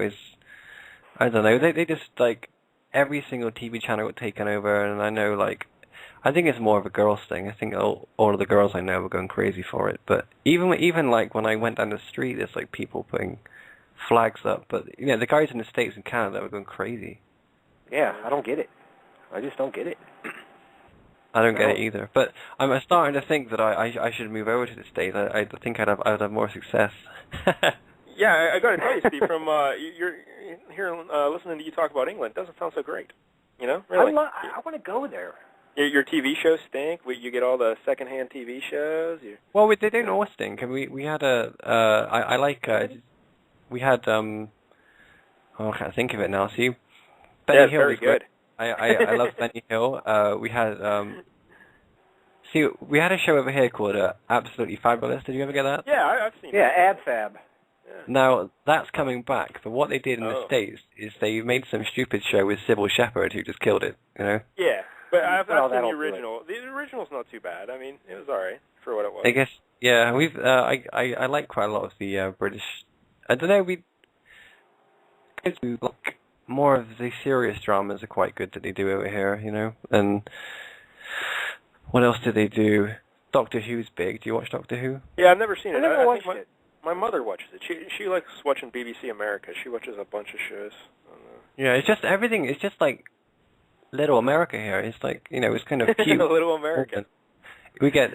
That should be on the license plates. Little America.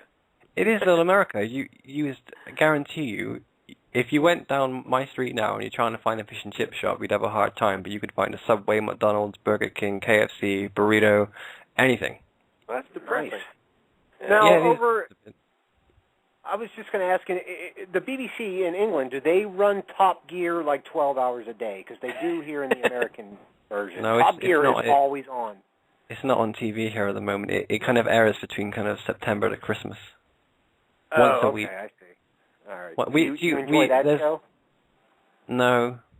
No, me either. Because that's free TV. I pay for cable, so I love South Park. That's my favorite show ever. Oh. Love it. Family Guy, I like that. I love anything funny, yes, I think, really. I really like the American humor. But you know what I don't like the American stuff? It's like awful films like Mean Girls and stuff like that. It's on all the time. It's like Mean Girls? What? Tina Fey's in Mean Girls. How can you not like Mean Girls? just a script. I have to sit through them with my little sister, and it's like, God, where's the acting? Go ahead, Larry. Ask Steve the question that you want to ask him now that Tina Fey's been brought up. Go ahead. All right, Steve, Tina Fey, yay or nay? Yay. Exactly right. Steve, we're brothers. Steve and Lindsay I are Lohan, brothers. nay. Lindsay Lohan. Yeah, exactly. But yeah, I'm a big fan of the Tina Fey. Larry hates Tina Fey. He's always ripping on her for that. I don't hate her. She just looks like a dude. No, not at all. I think she's funny, What about- but I would not put my penis in her. That's all I'm saying. Come on, Larry, please. Larry, it's a family show. Please. What about my penis around her? Lindsay Lohan? Yay or nay? Yeah. No. I watched a film with her tonight called Machete with Steven Seagal. Oh. And that's a really good film. Really good film, but she was awful in it. Yeah.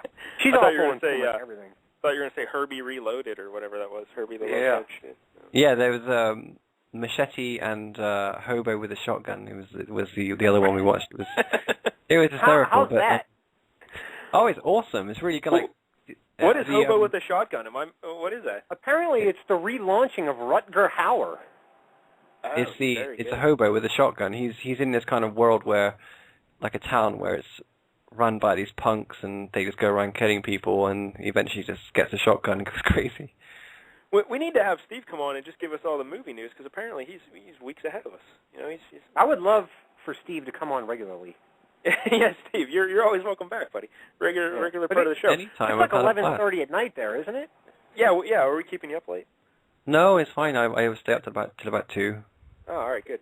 Yeah, because I was just going to see if you'd ever want to come back on and talk wrestling, but there's plenty we can talk to you about. You can be our movie connection over there in England. Give us all the I love scoop. movies. That's like I love movies more than wrestling, probably. Oh, because that's what we do. We spend most of the time on the show yapping about movies and TV. So, yeah, next time you're on, maybe we'll do some sort of movie list, and we'll talk movies. Oh, best wrestling movies. That'd be a fun list, right? People, friends of mine, though, never like the actors I like. I really like Steven Seagal because I think he's funny, and they're like, oh, he's so bad, get him off TV. Yeah. But Yeah, he's bad here. Yeah, see, there you go. So perhaps I shouldn't be a movie guy. Well, speaking of movies, Steve, have you seen Dinner for Schmucks? I saw this today. Yes, I have seen that. What did you think? I thought it was one of the worst pieces of shit I've ever seen in my life. It wasn't funny by a little bit. Yeah, I was and waiting to laugh. Yeah. Zach Galifianakis is in it too, right? He's terrible. Steve Carell's terrible in that movie. Terrible. It was one of the worst movies I've ever seen. I swear to God. Now, I saw the original. I don't know what the original was called. It was a French film. Did you ever hear of it, Steve? It was like the same premise. And they try to invite people to dinner and get the biggest loser there. But I can't remember what it's called. But it was pretty good, the original. It wasn't like a slapstick comedy or anything. But, yeah, so Dinner for Schmucks. No go, Larry, huh? Yeah, it sucked. It really sucked. I'd give it like a 2. I mean, I'm sure there was one chuckle here or there, but a 2? That's brutal. that's 2 marks too high. 2 out of 10. 2 out of 10. 2 out of 10. Yeah, 2 out of 10. I would. What would your favorite film ever be if you had to pick one right now? Wow. If we're going off of just my personal favorite, because I love Citizen Kane, I love Casablanca, but if I got to pick my favorite movie, it's got to be A Christmas Story. Christmas Story. It really does. I love that film. That's just epic. That's his personal favorite. I always change I can't even remember what I usually say Vertigo, Alfred Hitchcock Vertigo. It's my favorite movie. But, I always like Ghostbusters. I love Ghostbusters. They're apparently doing a sequel, aren't they, right? a remake, There's right? been talks. Yeah. There have been talks, but I don't know. I haven't heard anything more in like a year. So whether Have or you not guys they're seen, going on with it. Have you guys seen Gran Torino? Yeah. Yeah, I love that movie. I've never seen the whole thing. I never finished it. It was good what I saw, but I was watching something else that night and I didn't finish it. But Yeah. We're big Clint Eastwood fans here. We love the old Clint Eastwood. Yeah, I love Clint Eastwood. There's a really good film with Michael Caine called Harry Brown. It's kind of similar to Gran Torino, but because I guess in the States you have the trailer park Jerry Springer kind of trash. Yeah. Well, over here we have kind of tracksuit wearing kind of chavs that they're called over here. And Chavs, yeah. Okay. And he basically they terrorize his friends, and they're living in a block of flats or apartments, as you'd say, and they terrorize one of his friends, and he gets killed, and then Michael Caine goes around and kills them all. It's great, absolutely awesome film. Never heard of it. Interesting. No, I never Harry heard Brown of it is called. Harry Brown. Check Let it me out. ask- if you like it. Let me ask you this, Steve. Is it raining right now? It's not raining. It doesn't rain that much. It's not raining? All right. It really doesn't rain that much? No, not as much as you think. But it was been pretty windy. Like, what was the temperature today? Warm? See, this is the thing. See, I always find it comfortable, but if I went over there, I guess I'd melt, right? Yeah, it's pretty hot Well, it here. was 92 here today. Yeah. I don't know what that is in Celsius, but it's high. But I've got big crazy rock hair, so I'd probably melt. So Big crazy rock hair. You got crazy. long hair. You're a long-haired guy? I don't call it long, but I don't know. Wow, I got to tell you, because right now I'm not picturing you with long hair. I'm thinking a No. quiet little librarian guy with glasses. And No, short hair. Facebook, Yeah, like me a man. If you're on Facebook, check me out. Oh yeah, we'll do that. Steve Wilton on this Facebook. We'll we'll get right over there. Yeah, I kind of don't know. My hair's kind of manga-y, kind of funky, black hair. Wow. Yep. I gotta check out Steve Wilton. That's what I'm doing right now. Yeah. Well, Steve, I can't thank you enough. An hour and a half already. That's more than I expected. So thank you so much, sir. And once again, let's go over the radio show Monday, 7:30 Eastern Time on Blog Talk at blogtalkradio.com/shake, rattle, and roll. Then the Honky Tonk Man website, honkytonkman.net. And you can follow him on the Facebook. What's on the Facebook? Just Google Honky Tonk Man on Facebook. You'll find him. Right? It's Honky Tonk Man Official and twitter.com/officialhtm. Yeah, official HTM on the Twitter. I'm a follower, and Larry, I think you're following Honky Tonk Man now, right? Yeah, I'm following Honky Tonk. Yeah, it's great. Mine's, Now, Steve, let me ask you this. Your Yep. Facebook, do you have a blue shirt on? No. Picture? Let me log in. You guys keep chatting, and I'll have Yeah. a look. Yeah, Yeah. Check out the Honky Tonk Man stuff. It's good. I listened to the show today. I really enjoyed it. This is the first time. I didn't even know until you told me that he had a show on who Blog knew? Talk. The Honky Tonk Man had a show on Blog Talk. But again, it's just so great because you have Steve's quiet British persona, and then you have Honky Tonk Man. And Honky Tonk Man does all these impersonations of wrestlers and stuff too. I love when he does the Flair. That's Yeah, so woo. funny, and he always calls me up, and I answer the phone, and he's going "Oh yeah," and anything my God, he's so good at them. It's it's insane, and Yeah, I think the Ric Flair one's my favorite. He's always "Where are we going after the show, Arn? What bar are we going to, Arn? Woo," and stuff. Oh, it's great. he does a brilliant one for Stu Hart, Bret Hart's dad, but he doesn't do it out of respect on the air, and he does a brilliant one of Jake Roberts on his crack pipe. He's Oh no, that's not good. What's your name on Facebook? I'll look at you now. I'm Larry Farish. F-A-I-R-I-S-H. ISH. Larry Farish. Pittsburgh, Pennsylvania. That's right. That's me. Yeah. Okay, I sent you a friend request. Oh, All right, cool. Thanks. Look at you and Steve being buddies on the Facebook. Yeah. And just send me your address too. I'll mail you out the Slim Jims. yeah, we'll hook you up with a care package from America. Yeah, Slim Jim me up. America. I'll make a video I'll for send you. you some Subway coupons or something. Yeah, this would be great. They wouldn't be valid here. They wouldn't let me use them. Yeah, probably No, not. probably not. You guys got Jared over there? Oh yeah, that guy that's still fat. Yeah. Yeah. Just not as fat, but he. Yeah, he's less fat.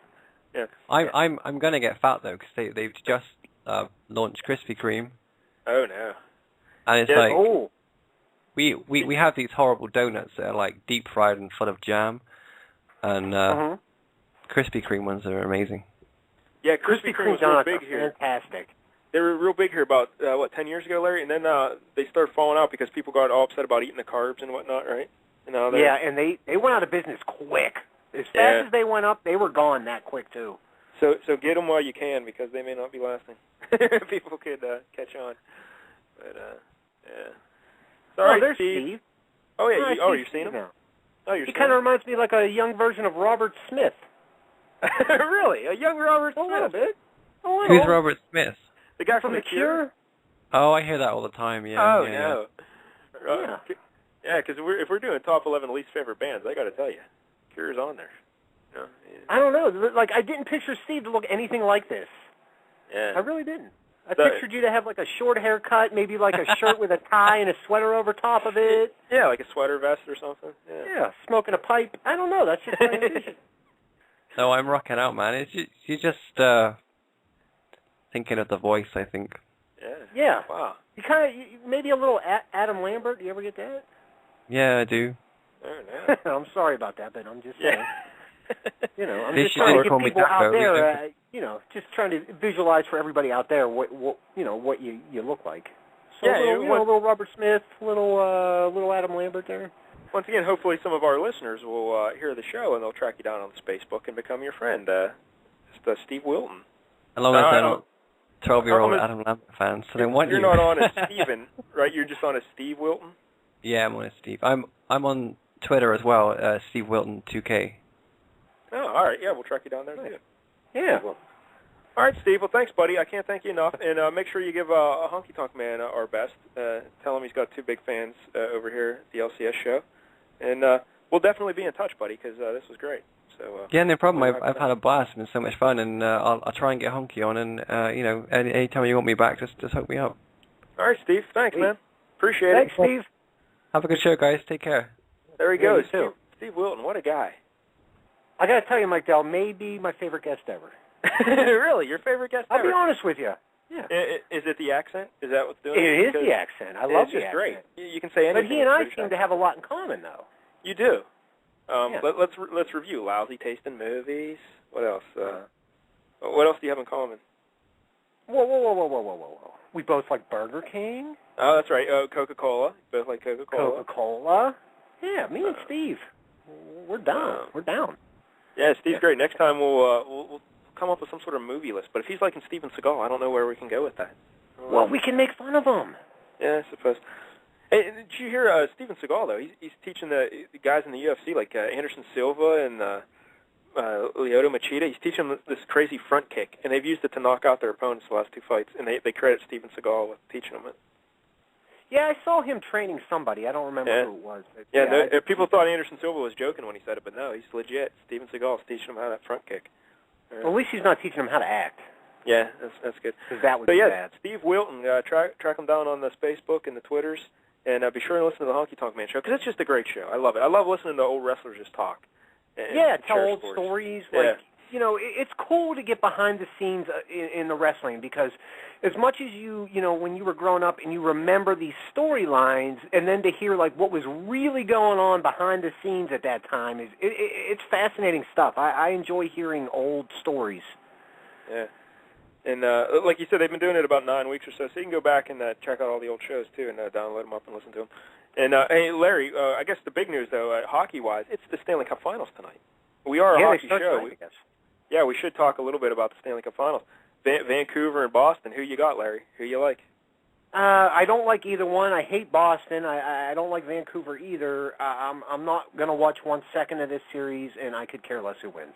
Yeah, that's pretty much how I feel. I really could care less. I don't even know if I watch the games. I really don't care. Nah. If I had to pick, I'd like Boston to win. I'm always a big fan of the original 6 teams. Anytime an Do original you want 6 them to win, or you think they're going to win? Well, I probably want them to win, so that makes me think Vancouver will win. But they're close teams. I'm actually surprised because I was thinking Boston. I'm looking at their team. I'm like, where do they get their offense from exactly? Because I'm looking at their lineup, and not too many good scorers on that team. But then I look for the playoffs here. They've actually outscored Vancouver in the playoffs, I think 58-50 in goals, and they've allowed one fewer goal than the Canucks. So that's surprising. And they're getting big contributions from David Krejci, 10 goals and 17 points in 18 games. 10 goals. He only had 13 in the regular season, and he's got 10 in the playoffs. So is that going to keep up? Who knows? But you got Nathan Horton having a good series. So it's Krejci, Horton, and Lucic as their big line. I'm looking for Milan Lucic to have a big final series because he was their leading goal scorer in the regular season. He had 30, and he tied Krejci in points with 62. That was their leading scores. 2 guys with 62 points. Kid Crosby could piss 62 points right here, And those are their leading scorers in the regular season. It's kind of ridiculous.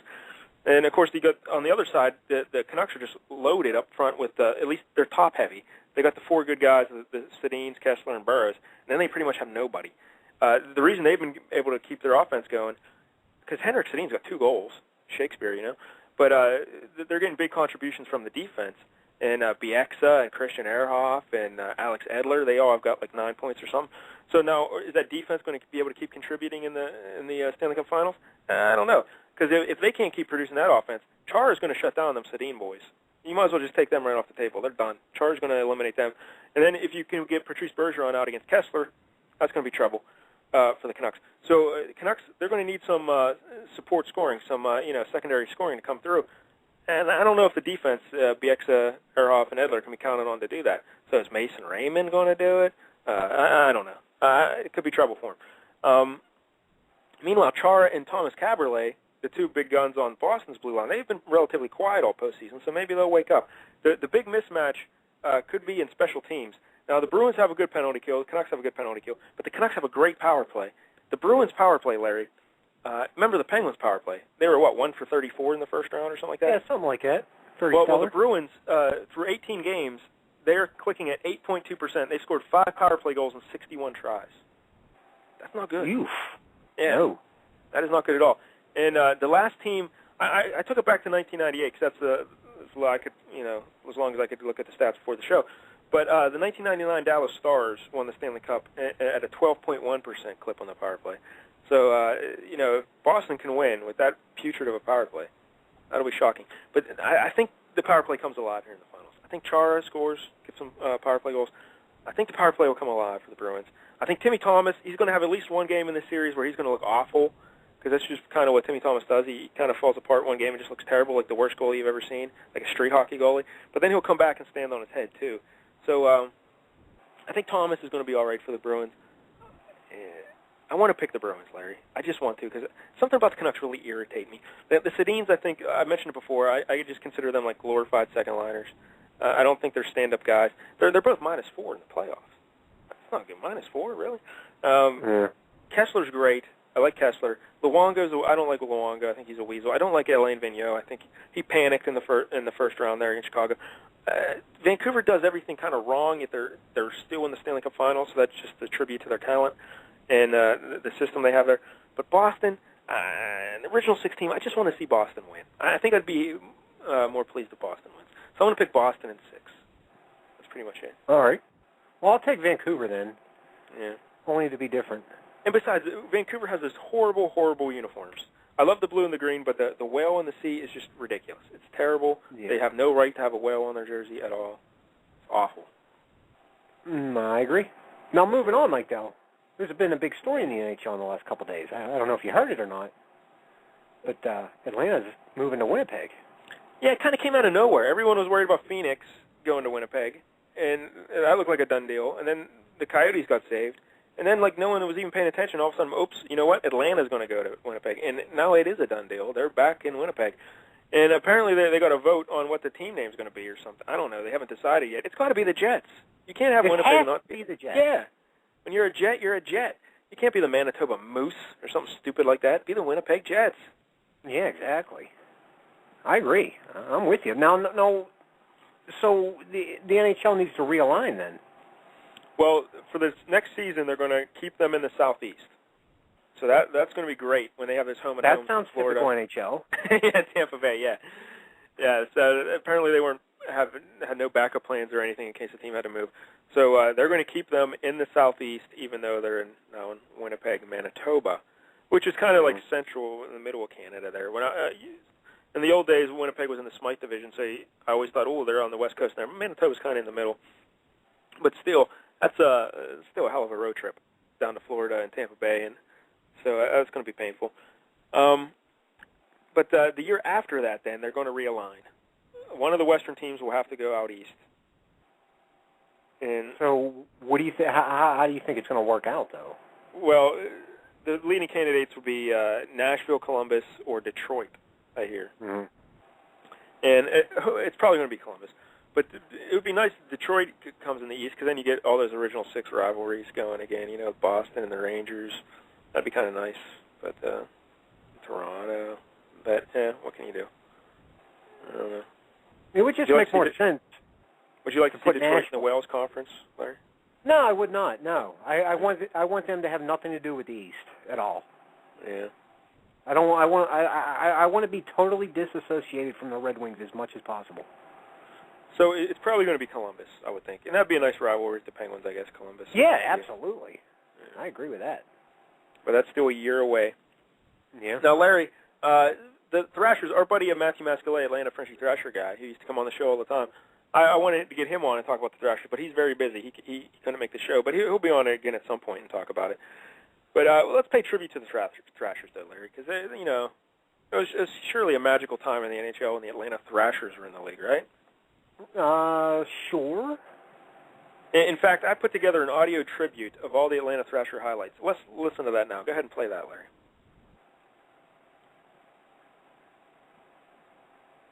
Yep, there it is. All the highlights of the Atlanta Thrashers. Great. Wow, that was good. Yeah, the Thrashers, they entered the NHL in 1999, and they existed for 11 seasons. They how many years do you think they finished above 500 in 11 tries, Larry? I'll say once. 3 times. Wow. Yeah, 3 times, but they only made the playoffs once. So you're correct. Their best season was 2006 and 07. They finished with the franchise record 43, 28, and 11, and 97 points, all franchise highs. That was actually their second straight 40-win season. So they were building there. They were coming up, and they made the playoffs. But that was also the season that pretty much led to the team's demise. Because if you remember, Larry, Don Waddell, the GM there, he made some unusual decisions. He was so hell-bent on making the playoffs that he traded Braden Coburn, who was back then, just a young up-and-coming defender. He plays with the Flyers now, Larry. I'm not sure if you're aware of that. He's a big 6'5", 225-pound kid back then, and it's like, oh, he's going to be a stud blue liner. But he traded him to get Alexei Zhitnik, a broken-down Alexei Zhitnik, because he so wanted to make the playoffs. And then he traded 2 first-round picks, a second-round pick, and a third-round pick to the Blues to get Keith Tkachuk. Oh, Keith Tkachuk. And the reason and then when they traded for Tkachuk, who was, one of the best left wings of his generation, they said, all right, we're going to trade for Keith Tkachuk because we need a center. And they made Keith Tkachuk play center on their second line. Oh, nice. That's good. Yeah, so it really, not really thought out too well there. And then, of course, Tkachuk was going to be a free agent, so he just signed back in St. Louis after the season. So they had Tkachuk for a couple of weeks, and they actually got one of those first-round picks back, but it was just a weird time in Atlanta. You look like you're a young team building, and then you give up Coburn, you trade away the picks. It was just a terrible decision because they had no chance in hell of making a run for the Cup. None. No chance. Yet they get in the playoffs, they're like, oh, we made the playoffs. And do you remember what happened to them in the playoffs, Larry? I'm sure they got swept. Yeah, they got swept by the Rangers, and they managed to score 6 goals in the 4 games. Marian Hossa had 0 goals, 1 assist, and a -6. Kovalchuk, 1 goal, 1 assist, -1. And, of course, the great Zhitnik, 0 points and a -4 in the series. And I always remember that series for the way Bob Hartley, who I love Bob Hartley for 2 reasons. 1, he won a Stanley Cup with the Avalanche and Joe Sakic. 2, his name is Bob Hartley, like Bob Newhart, the old Bob Newhart show, Bob Hartley. That's all you need to do is have your name be named after Bob Newhart, and I love you. But Bob Hartley, he really yanked around Kerry Lettinen in that series. Lettinen was a 23-year-old netminder. He was the franchise goaltender, a stud goaltender. Looked like he was just going to be the next dominant netminder in the NHL. And it was his first playoff experience. And he played poorly. And Hartley yanked him, and then went with the 33-year-old Johan Hedberg, because Hedberg was really going to be carrying the team in the future. Johan Hedberg. Not a good decision. But that kind of like screwed over Lettinen. And the way it turned out, Lettinen started having all kind of health issues. And he never panned out. That was the beginning and the end for Lettinen there. Yeah, it never really panned out in Atlanta for him anyway because of his back and his knee and his back. And now he's in Dallas, and he had a nice year this year with the Stars. But I always loved Kerry Lettinen, and I think Hartley just really destroyed his confidence there in that series. So then the next season opens in 2007, and the Thrashers open 0-6, and they fire Hartley right away. And Don Waddell stepped behind the bench for the rest of the year. But it just made no sense. The organization just fell apart that year. Even though it was their first playoff appearance, that really was the downturn of the whole franchise. Because in the old days, Larry, Atlanta, they had some stuff going. They had Danny Heatley. Let's see, back in 2002-03, the Thrashers had a 22-year-old Danny Heatley score 41 goals, and then a 19-year-old Ilya Kovalchuk score 38 goals. So they were like a really exciting team, two young stud goal scorers on their roster. But then, do you remember what happened in September of 2003, Larry? I'm going to say Danny Heatley killed that guy. Yeah, Heatley was in that car accident that killed teammate Dan Snyder, and it was, that really was a turning point as well for the franchise. Heatley returned to the team later that year, but then he begged out during the lockout, and he was traded to Ottawa for Hossa. And then Hossa came in, and they had two really good years, because Hossa, Kovalchuk, and Mark Savard in 2005-06, they all finished with over 90 points. Hossa had 92, Kovalchuk 98, Savard 97. They were three of the top 11 scorers in the league. So Atlanta had this reputation as a high-scoring team. They're exciting to watch. Everything's good. But then Waddell didn't sign Mark Savard in the offseason after that year. Savard ended up signing with the Bruins 4 years, $20 million, and that was pretty much it. The Thrashers haven't had a center ever since. And they had these two great wingers, Hossa and Kovalchuk, and then no one to play with them. And then they eventually lose Hossa. They trade Hossa to the Penguins, and they got Angelo Esposito. He's very good. He's very, very good. And not much else in return. And by the way, the people forget the Penguins also got Pascal Dupuis in that trade. I mean, that worked out, I would say Pascal Dupuis is a solid player. Oh, yeah. Yeah, he had a great year this past year. So, they lose Hossa. No, they've just been treading water the last couple of years. Although last year they just missed the playoffs by 5 points last year, so that was something. But they got some good young kids. Now they got Dustin Byfuglien, so that's exciting. But Evander Kane, he's an entertaining fellow. But, yeah, the Thrashers, God rest their soul, they were terrible. Because you know what else you remember from the Thrashers, Larry? At least I remember? Ugly, ugly uniforms. Yeah, I don't even understand what that logo was. Their whole history of uniforms was just terrible. Although I actually liked that one where they had like the logo kind of like a claw or something. You remember that one? And it was like deep blue and deep red. Yeah, sort of. I didn't mind those tornado triangle thing. I don't know. Yeah, the tornado with the little bird in it. Yeah, I didn't like that. No. Yeah, that's stupid. And then they had the light baby blue, so like the Trans Am stripe down the one sleeve. Yeah, I remember those shirts. And the worst jerseys of all were those red ones. They had, I don't know. Just awful. Yeah. Awful uniforms. So the Atlanta Thrashers, I wish I could say you'd be missed, but you probably won't be. I'm sure no one's even going to care that you're out of the league. Least of all the people of Atlanta. Atlanta's got to be one of the worst, if not the worst, sports town in America, right? This is the second time they've lost a hockey team. Really. They had the Atlanta Flames back in the day. And remember the Braves? But the Braves were winning, 14, going to the playoffs 13, 14 years in a row, and they weren't even selling out the playoff games for the Braves. Right. Yeah, I agree. It's just terrible. So, yeah, but at least, at least some sort of right is starting to come into the NHL. We're back in Winnipeg. Now we got to get a team back into Hartford. Well, one other place, Quebec. I think Quebec's going to be the next city to get Quebec needs a team, too, yeah. Oh, because I would have really loved to see this team go to Quebec, because you get Quebec-Montreal in the NHL again. Oh, my goodness, it's so glorious. That rivalry, so glorious. We need to get that back. So it's good to see Winnipeg, but I would have preferred Quebec City getting a team. But it's a step.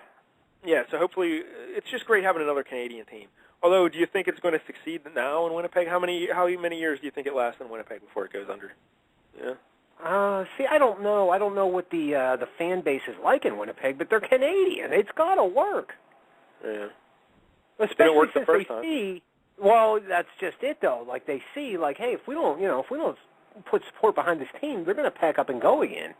So, if we don't want to lose a hockey team, we got to go to these games. Yeah, we got to get Nashville out of there. Get Nashville up in maybe Quebec or somewhere else. Get them up in Canada. Yeah, and the Panthers got to go to Hartford. Yeah, the league's getting a little better, I guess. But yeah, it's or nice take the Hurricanes and put them back in Hartford. Yeah, that'd be nice. And, Screw them. so, like you said, it's a step in the right direction. So it's a step. Plus, Colin Campbell's retiring today. Or, yeah, I heard that. Point? Our buddy Sean Leahy tweeted that out on Puck Daddy that Brendan Shanahan's supposed to take his spot as the Dean of Discipline, so that'll be good. As long as he's consistent, it doesn't matter. Just be consistent. That's all we're looking for, people. Yeah. That's it. We'll so, Stanley Cup tonight, Mike Dell. Yeah, I got no interest in it. None. Yeah, I really don't either, because I just don't care for either team, No. I'm going to watch some crappy movie from Netflix tonight. I think we might watch Top Chef Masters. Oh, there you go. I think that's I'll tell you what not to watch. Dinner for Schmucks. Yeah. Yeah. Oh, you know what premieres tonight, Mike Dell? Franklin and Bash. You looking forward to this show? How many episodes before it's gone? 6? What channel is it on again? TNT. See, TNT might give it a long run, Like if it was on NBC or ABC or something, they're not scared to yank you after one or two shows. But TNT, they might let it run. I know. So 1 season? I'll say 4 episodes. 4 episodes. All right. Fair enough. That sounds about right. It stars at Mark Paul Gosselaar and Breckin Meyer? Yeah, like, really? They're some kind of goofy lawyers? I don't know. It looks terrible. I don't even understand the commercials, to be honest with you, but it doesn't look like something I'd be interested in watching. Yeah. But I'd probably watch that over the Stanley Cup Finals. Yeah. I'll probably tune into the finals. I'll check on it. I'm really into baseball, Larry. I love baseball now. I'm not into baseball either. I'll be honest with you. I just haven't been watching anything. I've just been watching the same things over and over again. Yeah, I called you the other day, and you're watching reruns of Big Brother on DVD. Yeah. And I watched, you know what I watched today? Scott Pilgrim. Watched it twice yesterday. What is with you and Scott Pilgrim? How many times is that now? It's just my go-to movie. When there's nothing on, I know I can just put on Scott Pilgrim. It'll be good. It's entertaining, and I'm fine with it. But how are you putting it on? Like, would you own it? Or? It's on demand. Oh, all right. Yeah, it's on HBO On Demand. So I just, click it on and fuck it. And just watch it. Why don't you try a new I movie? love it. Expand I your don't, horizon. because I know it's not going to... It's not going to be as good. It's kind of like, you ever, well, maybe not for you because you don't like music, but like back in the day, there'd be a band that came out and they'd have a big hit song. And back in the day, there was no internet. So if you wanted the album, if you wanted that song, you had to go buy the album, the cassette or whatever. And you would just play that song over and over again. Rewind, play. Rewind, play. Yeah. And it's like, well, why don't you listen to the rest of the songs? Because they're not going to be as good as that song. And that's kind of the way I feel about, like, new movies. Like, I'm sure there's decent movies out there, but, like, Scott Pilgrim, there's something resonated inside of me with that movie. I know, like, everything else is going to pale in comparison to it. Look at you. So it's like, yeah, because, like I said, like Dinner for Schmucks. Like, all right, I'll give it a try. And I wasted an hour and 40 minutes. It's so bad. And here's the whole thing. The movie's called Dinner for Schmucks. The dinner is like the last 10 minutes of the movie. It's like almost insignificant to the film. Yeah. So like the dinner itself, there's a couple funny parts with the oddball people that they brought in, but the hour and 25 minutes to get to that is just brutal. It is brutal. And you think, Steve Carell and Zach Galifianakis and Paul Rudd together, it's got to be comedy gold. It ain't. It's not. I'm so disappointed in this movie. I really am. I'm trying to think what movies I've watched. The wife made me watch Crooklyn over the weekend. Spike Lee joint. Spike Lee joint, yeah. It's from 1994. She really loves the Crooklyn. Me, not so much. It's basically just a bunch of collection of scenes. Like, it's really not a plot-driven movie at all. And if you like that kind of thing, that's fine. But I wasn't impressed. I gave it like a 4. Well, it's better than Dinner for Schmucks, though. What else? Then the wife was watching Sunshine Cleaning. I haven't seen that. I wanted to watch it, but I didn't. It's okay. I mean, it's solid. Amy Adams is in it. You know, she's a pretty lady, and Emily Blunt, I think, she's a good-looking lady, and and Alan Arkin is in it. And it's Alan interesting Arkin? because Alan Arkin was he was Little Miss Sunshine, and then he went right to Sunshine Cleaning. Oh, look at him. Yeah, so I wonder how in the history of movies how many guys have been in like 2 movies back to back with the same word in the title, same distinctive word. Yeah, distinctive word. Yeah, exactly. Yeah, we need to look Alan that Arkin's great. I like. Oh him. yeah, I'm a big Alan Arkin fan. Yeah. Adam Arkin, not as much. Yeah, his son Adam. Yeah. Not as quirky and oddball as Alan Arkin, but I enjoy Alan Arkin. He was great in Little Miss Sunshine. Oh yeah. Yeah, he's fantastic in that movie. So Sunshine Cleaning, I just caught like the end of it because I was out somewhere and I came home and she was watching it. But I mean, it was okay for what it was. I mean, I'd give it like a 6 or 7. I mean, maybe a 7. You know? Well, that ain't bad, I guess. Yeah, I mean, it's just it's one of those. It's almost like I don't know how to explain it. One of those independent films where they try to be more than they, more significant than they are. You know what I mean? Like Right. But I mean, nothing like grossly wrong with the writing or the acting or anything. So. Oh, I saw another movie the other night. It's called The Vanishing on 7th Street. The Vanishing on 7th Street. It starred Hayden Christensen. Wow, look at you. I didn't get it, to be honest with you. It was weird. It was kind of. I don't even know how to explain it, but it wasn't a great movie either. I give it maybe like a 5.